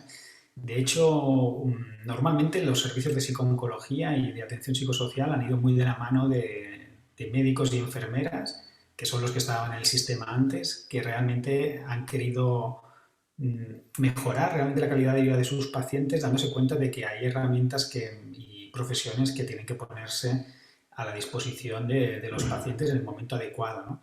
Y nosotros, por ejemplo, que el modelo que... El ICO es un centro bastante privilegiado en cuanto a atención psicosocial y psico-oncológica comparada con otros sitios, pero que tiene sus carencias igual. Y nuestra duda de cómo derivar, por ejemplo, a profesionales de la psico-oncología, pues estaba muy marcada muchas veces al principio solo por cuando una enfermera, que eran las que más derivaban, nos remitían a pacientes, ¿no? Los oncólogos también remitían mucho, pero dependía mucho de la visión que el oncólogo tuviera también. Era muy personalista, eso es como yo percibo que este malestar tiene que ser tratado o no, o cómo creo que son o no son los psicólogos. Bueno, se volvía una cosa muy personalizada. Y, por ejemplo, en el proyecto que estamos haciendo ahora europeo, que tiene mucho que ver con Health Literacy, que has comentado tú, aquí el paciente es el que, bueno, él nos va marcando cómo va llevando la enfermedad, vamos detectando sus necesidades en una app, hacemos videoconferencias y si hace falta visitas presenciales, pero ya no depende de otros profesionales, sino que es el paciente el que también puede ir y curiosamente no piden más por tener más opciones, ¿eh? Y las primeras intervenciones son de educación de la salud, o sea, lo que queremos es que entiendan, porque lo que están viviendo es nuevo y porque lo que les proponemos nunca lo han vivido y porque están poniendo en nuestras manos sus vidas sin conocernos, ¿no? Entonces, yo creo que al final cada vez más la experiencia de usuario de un paciente, si se tiene en cuenta desde el inicio, si se acompaña al viaje del paciente, nos sorprendemos mucho de que la gente suele tomar decisiones muy sensatas cuando le damos los cauces para hacerlo, ¿no? Y yo encantado de poder colaborar. Yo sé que en Uruguay hay una comunidad de psicología muy potente y de psiquiatría, pero también por lo que me ha ido llegando que hay muchas dificultades para implementar, digamos, este saber en los hospitales, ¿no? Que normalmente no está en el sistema público, suele haber poca carencia, eso es habitual en todo el mundo, ¿eh? de profesionales que dan estos servicios, ¿no? Y es verdad que a veces se hace desde asociaciones y desde lugares que no están al mismo nivel que los profesionales que dan los tratamientos biomédicos y eso es un problema. Bueno, yo, por lo menos aquí en España, esto ha sido una de las reivindicaciones de que sea un servicio más público al que tengan acceso los pacientes, ¿no? Y de hecho es una de las áreas que está teniendo más crecimiento en los países, digamos, de mayores ingresos, o no sé si decir desarrollados, porque no sé si el desarrollo está ligado a los ingresos, seguramente no, pero sí que es verdad que donde hay más ingresos están invirtiéndose también en estas áreas que, por ejemplo, nosotros estamos demostrando que las intervenciones psicosociales son coste-utilidad, que a veces una intervención psicosocial reduce los costes a nivel, sobre todo los costes asociados a la calidad de vida, mucho más que otras intervenciones, ¿no? Y esto es algo que hasta la fecha no se demostraba ni con los tratamientos oncológicos, ¿no? Ahora ya es una cosa en los ensayos más natural, de que pongas un tipo de quimioterapia u otra tenga que ver también con los resultados en calidad de vida de los usuarios, ¿no? Pero esto hasta hace poco tampoco era la máxima de todos los tratamientos oncológicos, ¿no? Desde el momento que el paciente puede decir que lo que está viviendo lo vive mejor o peor y sus informes de cómo lleva la enfermedad tienen un valor en los resultados de salud, esto va a ir cambiando, ¿no? Y los centros que quieran ser pioneros y que quieran ser receptores también, o sea, que quieran tener un efecto magnético en sus usuarios, pues van a tener que incorporar esta perspectiva, ¿no? Y sí que, bueno, yo creo que es una buena vía la que comenta el doctor, ¿no? El doctor Mauricio, la de empezar a crear este efecto, ¿no? de comunión y de alianza, ¿no? Entre profesiones que buscan lo mismo, ¿no?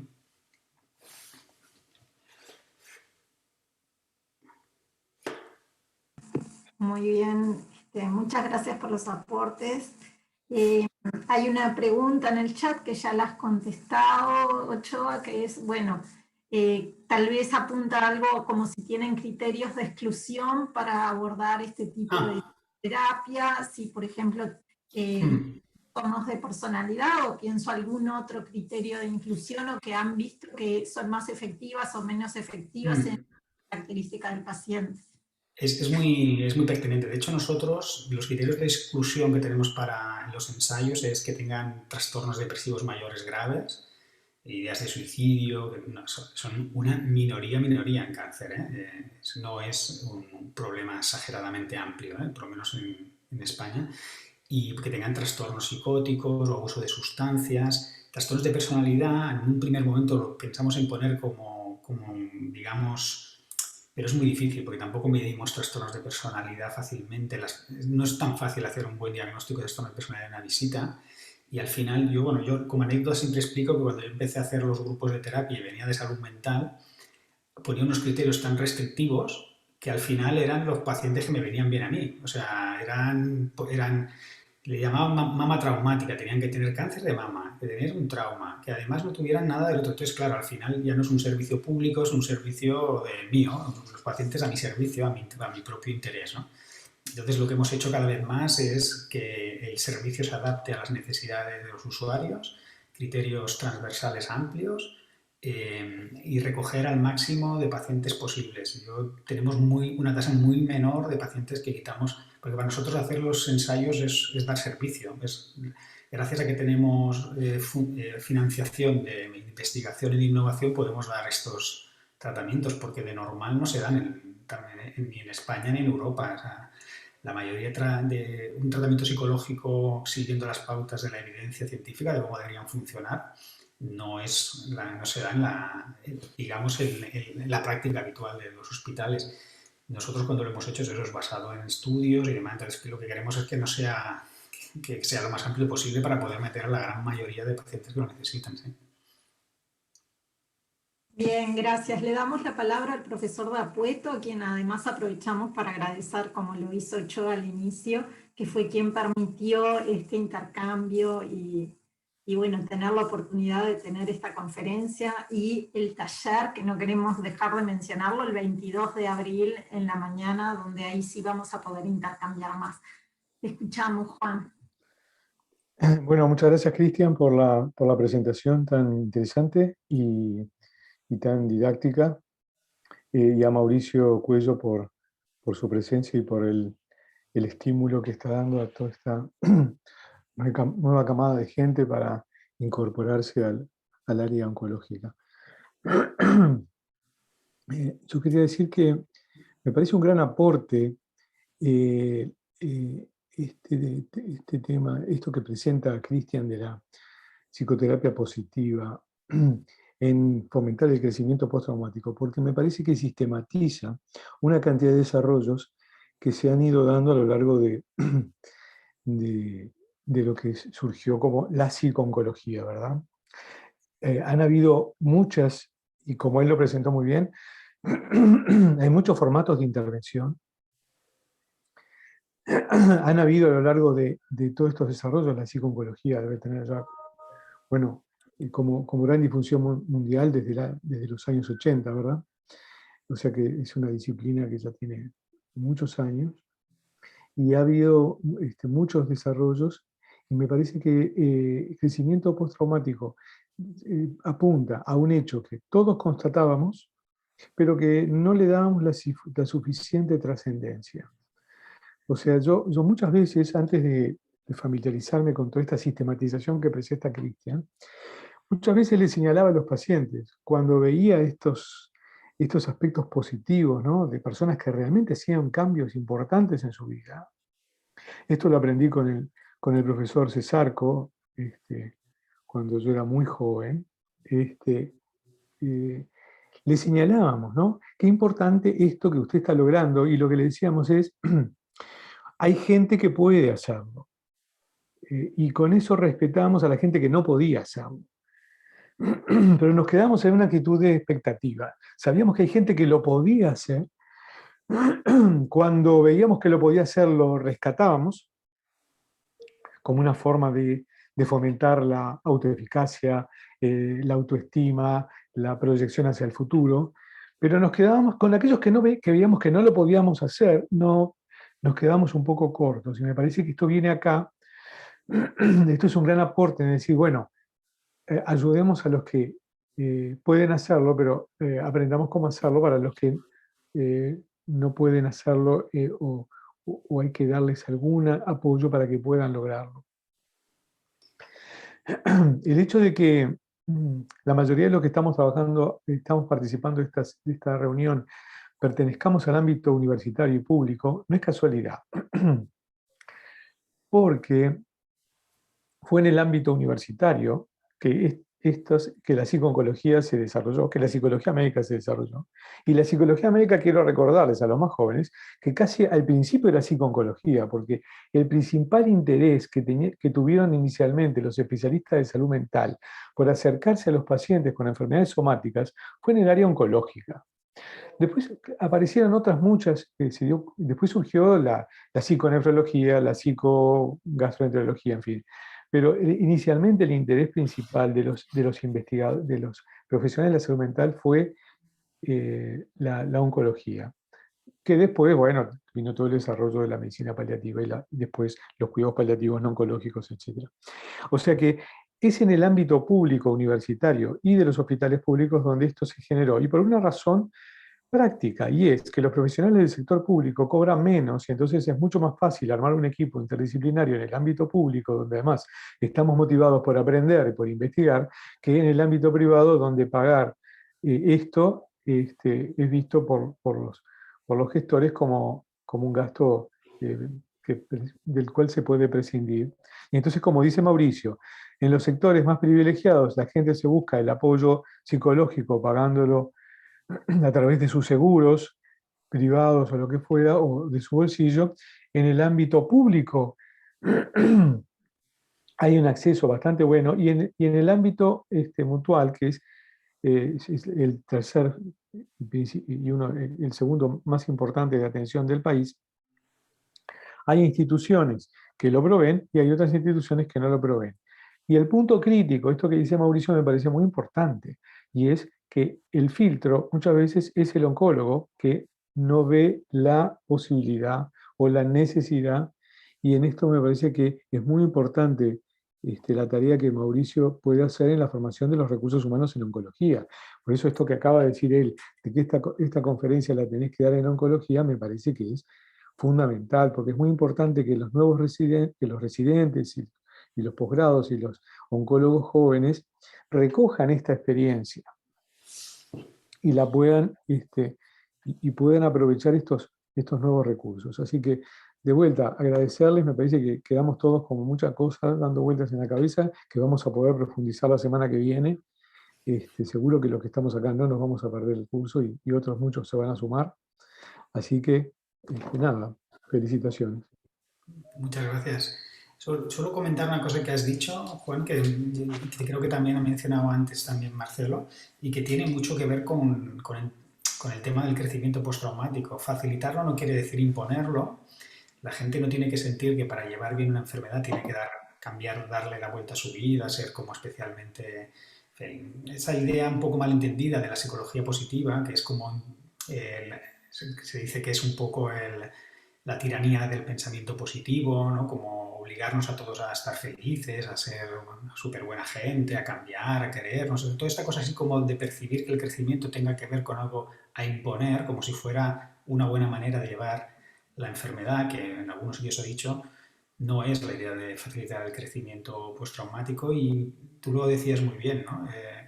Normalmente es algo que todos veíamos, ¿no? O sea, todos en las terapias hemos visto que la gente nos trae cosas que son útiles para ellos, que además les producen cambios, y muchas veces lo damos por supuesto y lo apuntábamos y lo fomentábamos, era como acompañarlo, pero no sabíamos qué había detrás de que la gente pudiera llegar a hacer eso, qué procesos de significado, qué manera de potenciarlo teníamos, ¿no? Entonces, quizá esa es una de las cosas que me gustaría transmitir, ¿no? El facilitar el crecimiento. Ante todo, una advertencia que siempre decimos en los talleres es: no hay que pautarlo. El crecimiento no se pauta, el crecimiento no se obliga, no es una máxima, porque dentro de las narrativas del cáncer, dentro de lo que la sociedad, digamos, la sociedad nos dice un poco cuál es la manera de llevar el cáncer, y a veces se utilizan unas metáforas que son un gran problema, ¿no?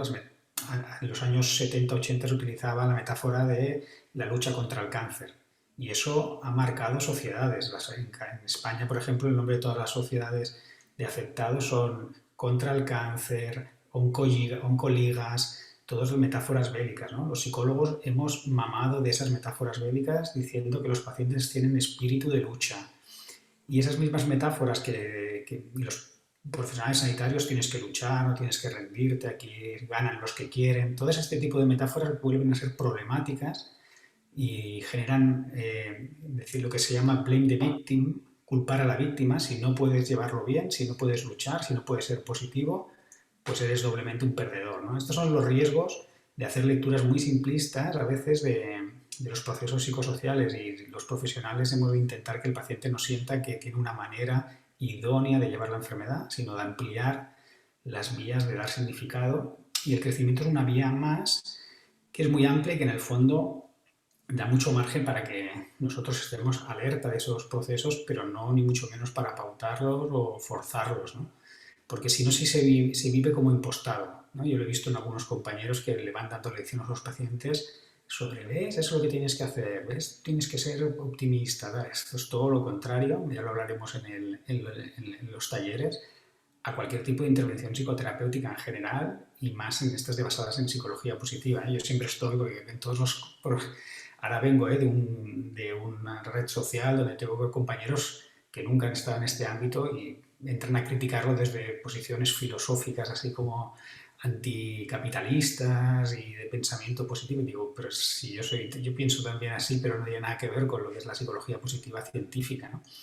Bueno, hay libros, no sé si conoceréis allá El Secreto también, que es un libro que va, bueno, que son cosas que no tienen nada que ver con la ciencia, no tienen que ver, son telepredicación y formas muy sencillas de decirle a la gente cómo pensar y cómo vivir, que no es la vía que los profesionales normalmente somos mucho más cuidadosos, somos más conscientes de lo que sabemos y de lo que no sabemos, y muy respetuosos con la experiencia de la gente, como para darles cuatro frases fáciles y 4 palmaditas, ¿no? Entonces, muy bien apuntado los dos, ¿no? Yo creo que el crecimiento no es otro nuevo mantra que tenemos que promulgar en los pacientes, sino es una vía que ellos hacen sin que nosotros hagamos nada, y que, como siempre hacemos en psicología y en medicina y en todas las ciencias de la salud, exploramos lo que pasa ahí, y cuando pasa algo bueno, pues aprendemos cómo tratar de facilitarlo para que otros lo puedan asumir, ¿no? La biología con otros procedimientos y demás hace lo mismo, ¿no? Y creo que esa es la parte que me gustaría dejar claro, porque al final siempre es un tema muy controvertido, ¿no? en todas las intervenciones. Bien. Tenemos otra intervención que levantaron la mano, la profesora Punta García. Hola, buenos días, buenas tardes para Cristian, buenos días para Mauricio y para todos los compañeros. Bueno, contarte, Cristian, que me pareció bien interesante tu propuesta, tu conferencia. Sabes que tratando de pensar un poco en los modelos que fuiste integrando, cuando apareció asimilación y acomodación, pensé en la mirada constructivista y muy piagetiana, ¿no? Exacto. Qué bueno tomar miradas filosóficas para ver cómo se van integrando en estos procesos. Primero que me dieron muchas ganas de conocer cómo es la propuesta de las 12 sesiones, porque me parece que bien sería aplicable en un formato hospitalario. Sabes que yo trabajo en cuidados paliativos, o sea, trabajo con el final de la acomodación, digamos, ¿no? Y el año pasado empecé un posgrado en Favaloro de psicooncología, con una mirada por ahí más cognitivo-conductual, un poco en función de lo que tú comentabas. Pero bueno, me parece súper interesante poder integrar estos saberes, ¿no? Que en realidad lo novedoso es cómo tú los sistematizas, ¿no? Porque son conceptos que distintas corrientes nos han proporcionado, y lo que tú haces es integrarlos y ordenarlos en un programa, y me parece es un valor agregado, digamos. Así que felicitaciones, y bueno, nos veremos el 22. Gracias. Muchas gracias a ti por los comentarios, que además es tal cual lo dices, ¿eh? Nosotros toda la forma de transmitir los procesos de asimilación y acomodación vienen del constructivismo, muy piagetianos, y también que luego se han utilizado en ámbitos de estrés y de trauma. Hay un autor, Joseph Lindley, que lo explica muy bien. Él viene también de la rama humanístico-existencial, que es la rama en la que más me identifico yo, aunque todo mi bagaje viene del cognitivo-conductual también, que la gente de bagaje cognitivo-conductual a veces estamos acostumbrados a sistematizar, ¿no? O estamos como muy marcados por eso, pero bueno, la verdad es que me siento más cómodo en la rama humanístico-existencial y este programa es una combinación de ambos y de desarrollos de otras ramas que lo que confluyen todas es en facilitar ese crecimiento postraumático. Hemos cogido elementos terapéuticos de esas ramas que bajo una idea de cómo una persona normal se explica su enfermedad oncológica desde que se la dan hasta que va avanzando, podemos ir integrando intervenciones que cumplan esta filosofía general de asimilar y acomodarse a un diagnóstico tan grave, ¿no? Y yo he trabajado mucho, ahora menos, en cuidados paliativos. Hicimos un capítulo de psicoterapia positiva al final de la vida, en cuidados paliativos, que también en la web creo que lo tenemos colgado, en la web que os he dado antes. Y ahora, de hecho, estamos haciendo todo este ecosistema digital que hemos hecho para las primeras fases de la enfermedad, estamos desarrollándolo para cáncer de pulmón avanzado también, con toda una visión de final de vida también. En pacientes que les queda un año de vida, los detectamos, ahí están compañeros médicos de cuidados paliativos, enfermería de cuidados paliativos, trabajo social, y estamos desarrollándolo, pues el proyecto europeo que lo hicimos con cáncer de mama, que es un ámbito donde más se trabaja todas las intervenciones porque son una población muy abierta a toda la parte psicosocial de los tratamientos. Ahora lo estamos exportando a cáncer de pulmón y ahí haremos desarrollos que esperemos que sean de utilidad también. Muchas gracias. Muy bien, muchas gracias a los dos. Tenemos otra profesora agregada de Psicología Médica, Ana Laura Hernández, que está solicitando la palabra, que trabaja en oncología también. Escuchamos, Ana Laura. Hola, buenos días. Disculpen que estaba con la cámara apagada, pero estoy en otro hospital. No, muy interesante todo lo que la exposición y todo lo que han conversado.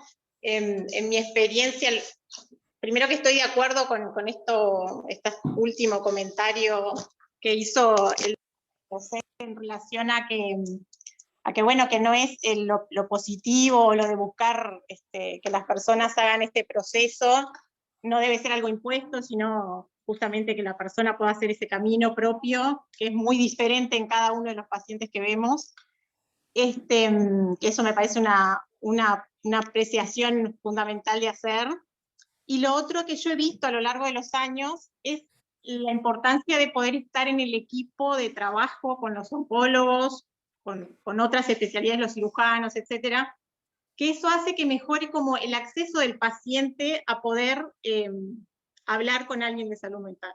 Porque muchas veces en realidad tenemos la posibilidad, nosotros en psicología médica estamos siempre a disposición para oncología también, así como para otras especialidades, o en las instituciones también, los oncólogos a veces, bueno, con Mauricio que trabajamos en una institución privada, se le recomienda que pueda venir a conversar o tener un espacio psicosocial en relación a su enfermedad, y muchas veces los pacientes no quieren, o en ese momento no lo aceptan, a veces lo hacen más adelante en el proceso, eso también muchas veces se ve, que mientras están en los tratamientos, o están en las primeras etapas, no quieren venir a la consulta, y bueno, en otro momento más adelante, al conocer que está esa posibilidad, en realidad vienen y toman la posibilidad de esa consulta. Pero lo que yo voy es que a veces estar como más cerca, o poder hacer algunas policlínicas en conjunto, muchas veces hemos hecho mastología, generar un poco más la posibilidad de algunos aspectos comunicacionales, de esto de detectar algunas cosas, y ya hacer un nexo con ese paciente, que no vea la derivación a salud mental como te estoy enviando al psicólogo porque tenés un problema que tratar ahora justo que te diagnosticaron cáncer, ¿no? Por decirlo bien coloquial, que yo creo que es un poco a veces como se siente la gente, o está tan aturdida en ese momento por todo lo que está pasando, que tampoco piensa que ese espacio le pueda ayudar, ¿no? Con más todos los prejuicios que hay en relación a hacer terapia, pero que lo entienda como ese espacio de procesar todo lo que está viviendo, y de buscar en conjunto herramientas para ese proceso. Pero para que el paciente acceda y utilice esa posibilidad, creo que hay que como buscar también la forma de que sea algo más sencillo, más directo, que el paciente no sienta que es como derivado. No sé si se entiende lo que estaba expresando. Gracias. Los espacios multidisciplinares son clave en esto. los abordajes multiprofesionales. Nosotros bueno, es un hospital, Instituto Catalán de Oncología, donde yo trabajo, un hospital monográfico de cáncer, que mira el cáncer 360 grados y que atiende el 60% del cáncer en Cataluña. Es la gran institución de cáncer, ¿no? Entonces nosotros tenemos un comité psicosocial interdisciplinar que vienen todos los profesionales. Medicina lo hace cuando tiene casos, si no, de normal no vienen solo paliativos, médicos de paliativos, pero viene enfermería, trabajo social, psiquiatras, psicólogos, y ahí se debaten los casos de mayor complejidad psicosocial. Yo he sido muchos años el coordinador, hasta ahora que me lo dejé por el proyecto este europeo, que no podía mantenerlo, pero realmente es un espacio clave para normalizar, para entender las claves de cómo se puede derivar. Todos los profesionales tienen que, y en cáncer es que es inevitable, para poder entender cómo el otro entra en juego y cómo el otro tiene valor en ese proceso de salud, tienes que conocer algo, no tienes que conocerlo todo, tienes que conocer la base. Y es verdad que en salud mental a veces, pues bueno, no hemos tenido facilidad para desmitificar un poco y desperjudiciar, quitar el prejuicio a la salud. Pero, por lo menos, no sé si está pasando también en Uruguay, pero aquí sí que se está normalizando bastante y lo piden los pacientes a veces, sobre todo los más jóvenes, eso es mucho más fácil. Y realmente también es una cosa de que la propia institución lo normalice, lo ponga como un servicio accesible. Si lo hacemos solo para los casos más graves y encima nos dan poco tiempo para tratarlos, entonces, claro, es casi abocar al fracaso a un servicio, ¿no? Esto nos pasaba al principio. Al principio era morir de éxito, te enviaban todos los casos sin ningún criterio, a cualquiera. Pero todo el mundo tiene la sensación de que atender la salud mental, sobre todo cuando no eres un profesional de ella, pues te hace perder mucho tiempo, ¿no? Me decía un amigo oncólogo, es que si le pregunto cómo está, me come media hora de la consulta. Es que sí, más vale dar por hecho que está bien. Y eso es así. Al final la práctica manda mucho, la práctica el día a día. Entonces, claro, ya otro jefe de servicio de hematología me decía, yo empecé a derivaros cuando me di cuenta que los pacientes me decían que habían visto la diferencia de mis preguntas a las vuestras, ¿no? O de mi intervención a la vuestra, porque al principio pensaba que eso era algo mío. Yo tenía que tratar, el paciente es mío en general, o sea, yo tengo que tratar todo. Y había una concepción un poco arcaica, ¿no? De lo que es lo que es entender lo que tiene que hacer un profesional, ¿no? Y esto lo he visto más en medicina, que ha cambiado mucho, muchísimo. Las nuevas generaciones es increíble. Es increíble porque nosotros nos piden rotaciones, oncólogos, nos piden... O sea, que hay un interés por los aspectos psicosociales que a mí me maravilla, ¿no? Porque a veces...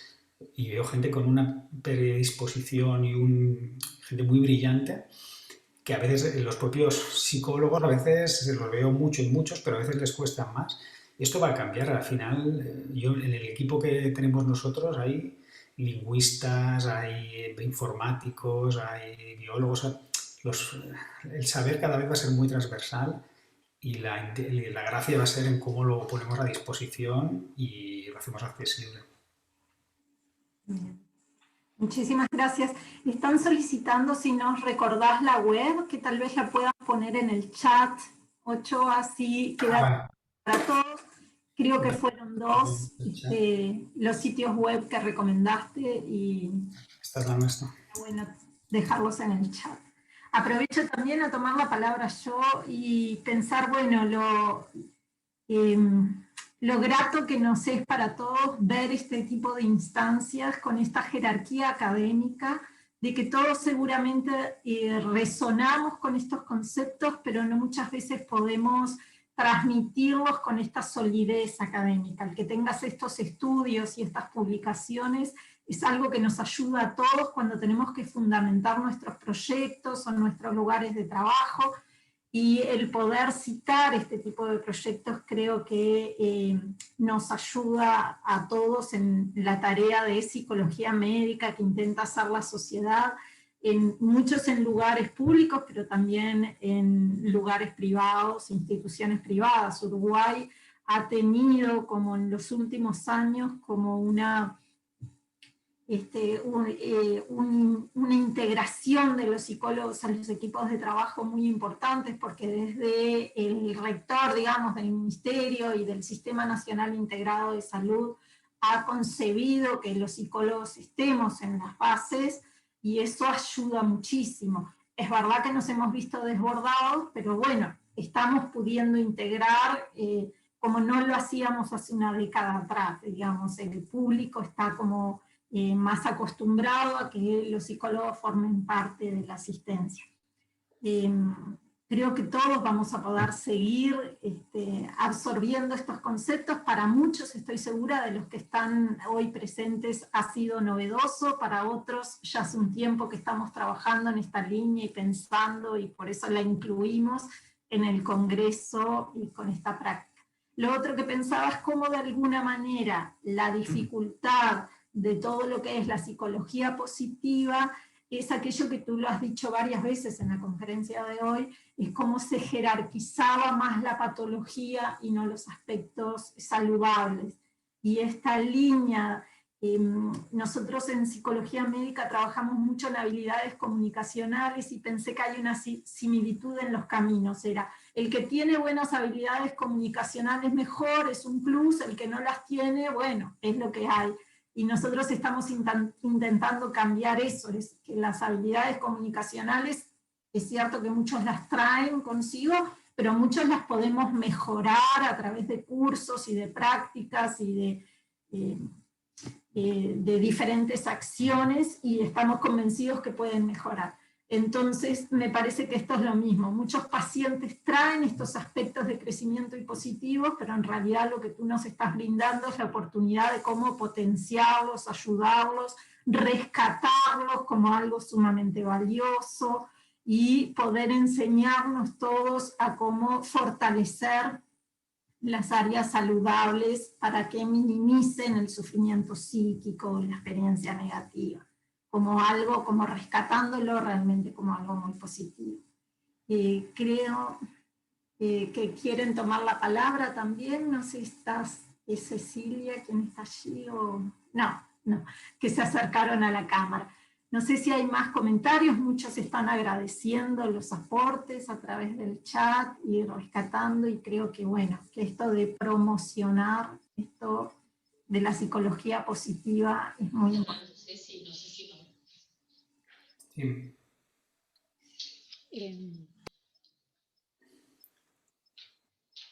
No sé, ¿puedo tomar la palabra?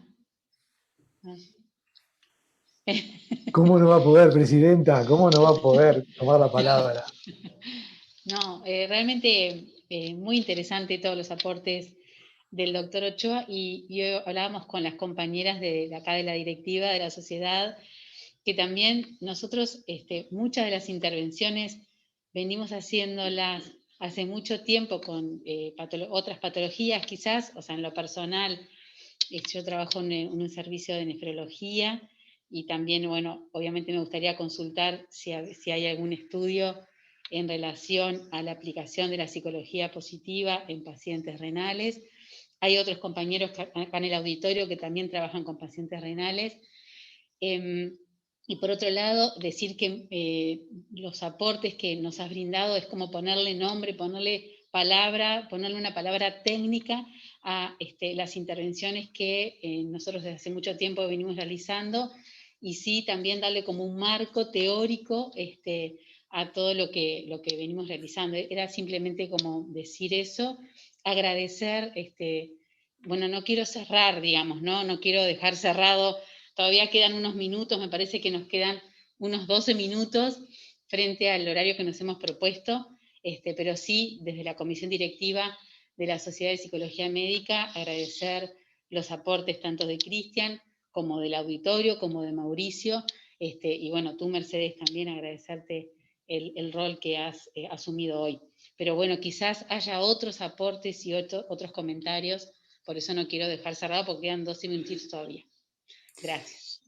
Bueno, agradecerte también a ti los comentarios. Realmente, para mí siempre es una señal de que, bueno, por lo menos he transmitido bien algo de lo que quería decir cuando alguien me dice que he podido, de alguna manera, poner palabras a algo que unos ya hacíamos, pero que ahora podemos, digamos, tenerlo más accesible o otra forma de articularlo y de sistematizarlo, ¿no? Que al final creo que es lo que aporta, ¿no? Todas las profesiones que quieren de alguna manera sistematizar sus intervenciones, no es para hacerlas un protocolo, sino es para hacerlas más entendibles, para articularlas también de forma más fácil para los pacientes. Y eso para mí es un gran elogio, ¿no? Cuando alguien me dice algo así, porque yo cuando estaba viendo, cuando aprendía de alguien y pensaba algo así, me gustaba, digo, hostia, esto es lo que yo intuía o lo que yo hacía, o por lo menos va en esa línea, ¿no? O con lo que y eso es lo que siempre me gusta mucho, esa sensación, ¿no?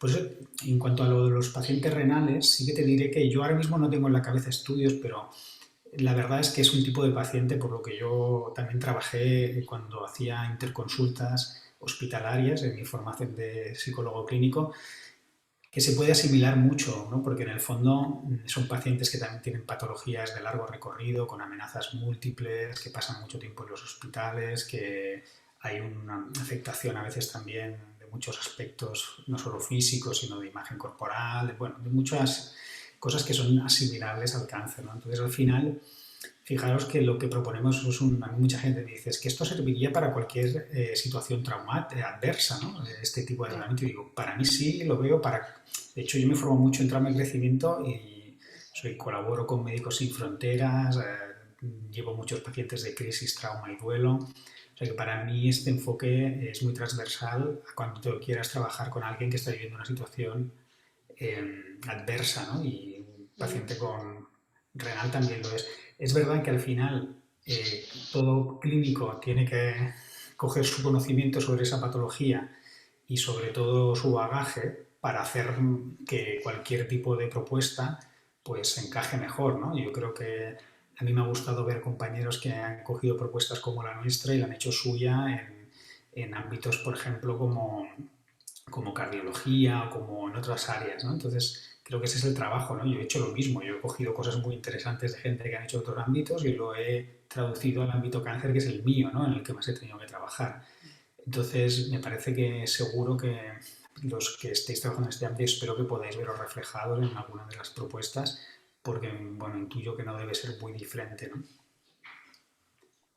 Clarísimo, muchas gracias. Bien, Mercedes. Sí, Juan Dapueto pidió la palabra. Sí, comentar que el trabajo de Cristian en Uruguay ya tiene una historia. O sea, la vinculación de Cristian con la Universidad de la República a través de la Facultad de Psicología ya tiene una historia y ya ha dado frutos. Esto me parece que es importante mencionarlo, porque no. Ana Luz Protesoni, que fue a quien le tenemos que agradecer el contacto con Cristian, profesora agregada de Psicología Clínica de la Facultad de Psicología de la UDELAR, tiene su proyecto de doctorado en crecimiento postraumático. Hay un proyecto de maestría tutorado por Cristian y por Ana Luz de licenciado en Psicología Carlos, no me sale el apellido ahora, capaz que está en el auditorio, que se presente, por favor, en pacientes con cáncer de mama. Cristian Dibot acaba de aprobarse su proyecto de doctorado en Psicología Clínica para estudiar efectos de la psicoterapia positiva en pacientes con cáncer de pulmón, o sea que ya hay, ya hay frutos de este trabajo de Cristian y estos aportes de Cristian Ochoa en nuestra facultad, y eso me parece que también vale la pena subrayarlo, ¿no? y que puede ser una invitación para otros, ¿verdad?, que quieran sumarse a esta línea. Ya habría una línea de investigación en la universidad con 2 facultades, podría ser una cosa fantástica esto que se está haciendo a partir de los aportes de Cristian, ¿no?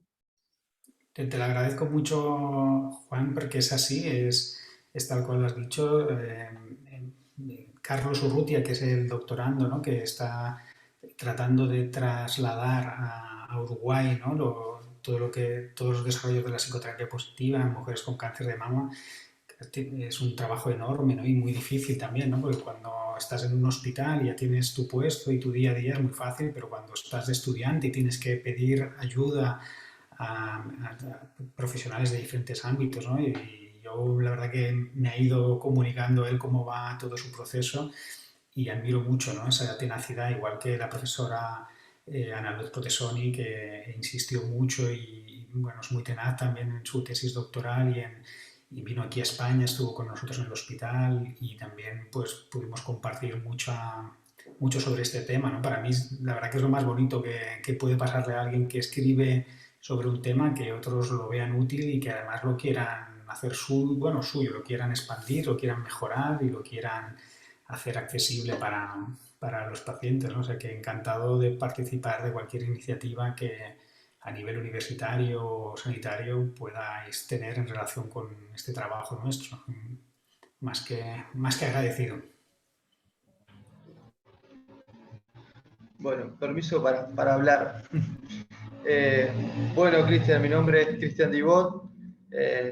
Es un gusto para mí conocerte y, bueno, contarte también que estoy comenzando mi investigación, como decía Juan, psicología positiva en relación con el cáncer de pulmón, y que, bueno, tus trabajos han sido una motivación para mí y son una guía, una referencia constante para tanto el trabajo que hago como también para la investigación. Así que, bueno, un gusto conocerte y va a ser un gusto también compartir la próxima actividad contigo. Un placer mío, Cristian, que lo hayas hecho en cáncer de pulmón. Wow, es muy interesante porque es un ámbito que hemos empezado nosotros también, así que ojalá que podamos intercambiar impresiones y nada, que seguro que va a ser un ámbito muy necesario y espero que sobre todo que podamos hacerlo para que se entienda bien, ¿no? Que de verdad que pones positiva y cáncer de pulmón y parece que la gente ya empieza a entrar a veces en bucle, ¿no? Dice, hostia, esta gente quiere negar la realidad, ¿no? A mí siempre me llama mucho la atención, ¿no? Como la gente pones el positivo adelante y te surge gente que quiere quitártelo rápido de la cabeza porque parece de poco profundo, parece de alguien superficial, ¿no? Y bueno, no sé cómo hemos llegado a dar por hecho que lo profundo e importante tiene que ser lo duro, lo angustiante, ¿no? Pero bueno, por eso te animo mucho porque va a ser un campo que si sale, a nada que salga bien, que saldrá, va a dar mucho que hablar. Bien. Bueno, será un gusto entonces compartir también experiencias contigo, Cristian. Bien, yo agregaba eso de como si fuera superficial, bueno, esto, ¿no? Como si fuera agotador, positivo. Entonces todos hablan de cuando uno se cansa de la compasión o de la empatía o como fuera desgastante y no fuera vital. Creo yo, Cecilia, te doy la palabra a ti, por mi parte cierro, nada más que agradecer a toda la gente que se ha conectado, en especial a Ochoa, a Mauricio, a Dapueto sin duda, y a la sociedad por permitirnos, pese a la pandemia y todas las dificultades, esto que nos, y nos ayuda. Cecilia, te doy a ti entonces, y por mi parte... No, yo, en realidad no le voy a dar la palabra a la presidenta del Congreso, Ana Bentancor, que es secretaria de la Sociedad de Psicología Médica, profesora junta del Departamento de Psicología Médica. Yo ya agradecer nuevamente a todos por estar acá y, bueno, obviamente especialmente al doctor Ochoa, al doctor Cuello y a Mercedes, y bueno, y Juan también, que ha aportado durante todo el año pasado y parte de este año que esta actividad fuera posible. Así que, bueno, paso la palabra a Ana Bentancor, que es la presidenta del Congreso. Muchas gracias, nos vemos con Cristian el 22, con ustedes el 15. Chau, chau. Nada, adherir lo que acaba de decir Cecilia, lo mismo. Los esperamos nuevamente el jueves que viene en la próxima actividad, que será la conferencia sobre los aportes de la psicología médica del doctor Nieto Munuera, quien tendremos nuevamente con nosotros. En esa oportunidad va a estar nuestro profesor Juan Dapueto como comentarista de esa conferencia, y el 22 tendremos el curso taller nuevamente con Cristian Ochoa acerca de los aspectos, profundizar un poco más en lo que vimos hoy de la psicología positiva en el crecimiento postraumático en el cáncer. Así que bueno, muchas gracias, que tengan un buen día y síganse cuidando, por favor. Chao. Gracias, saludos. Gracias. Gracias. Chao.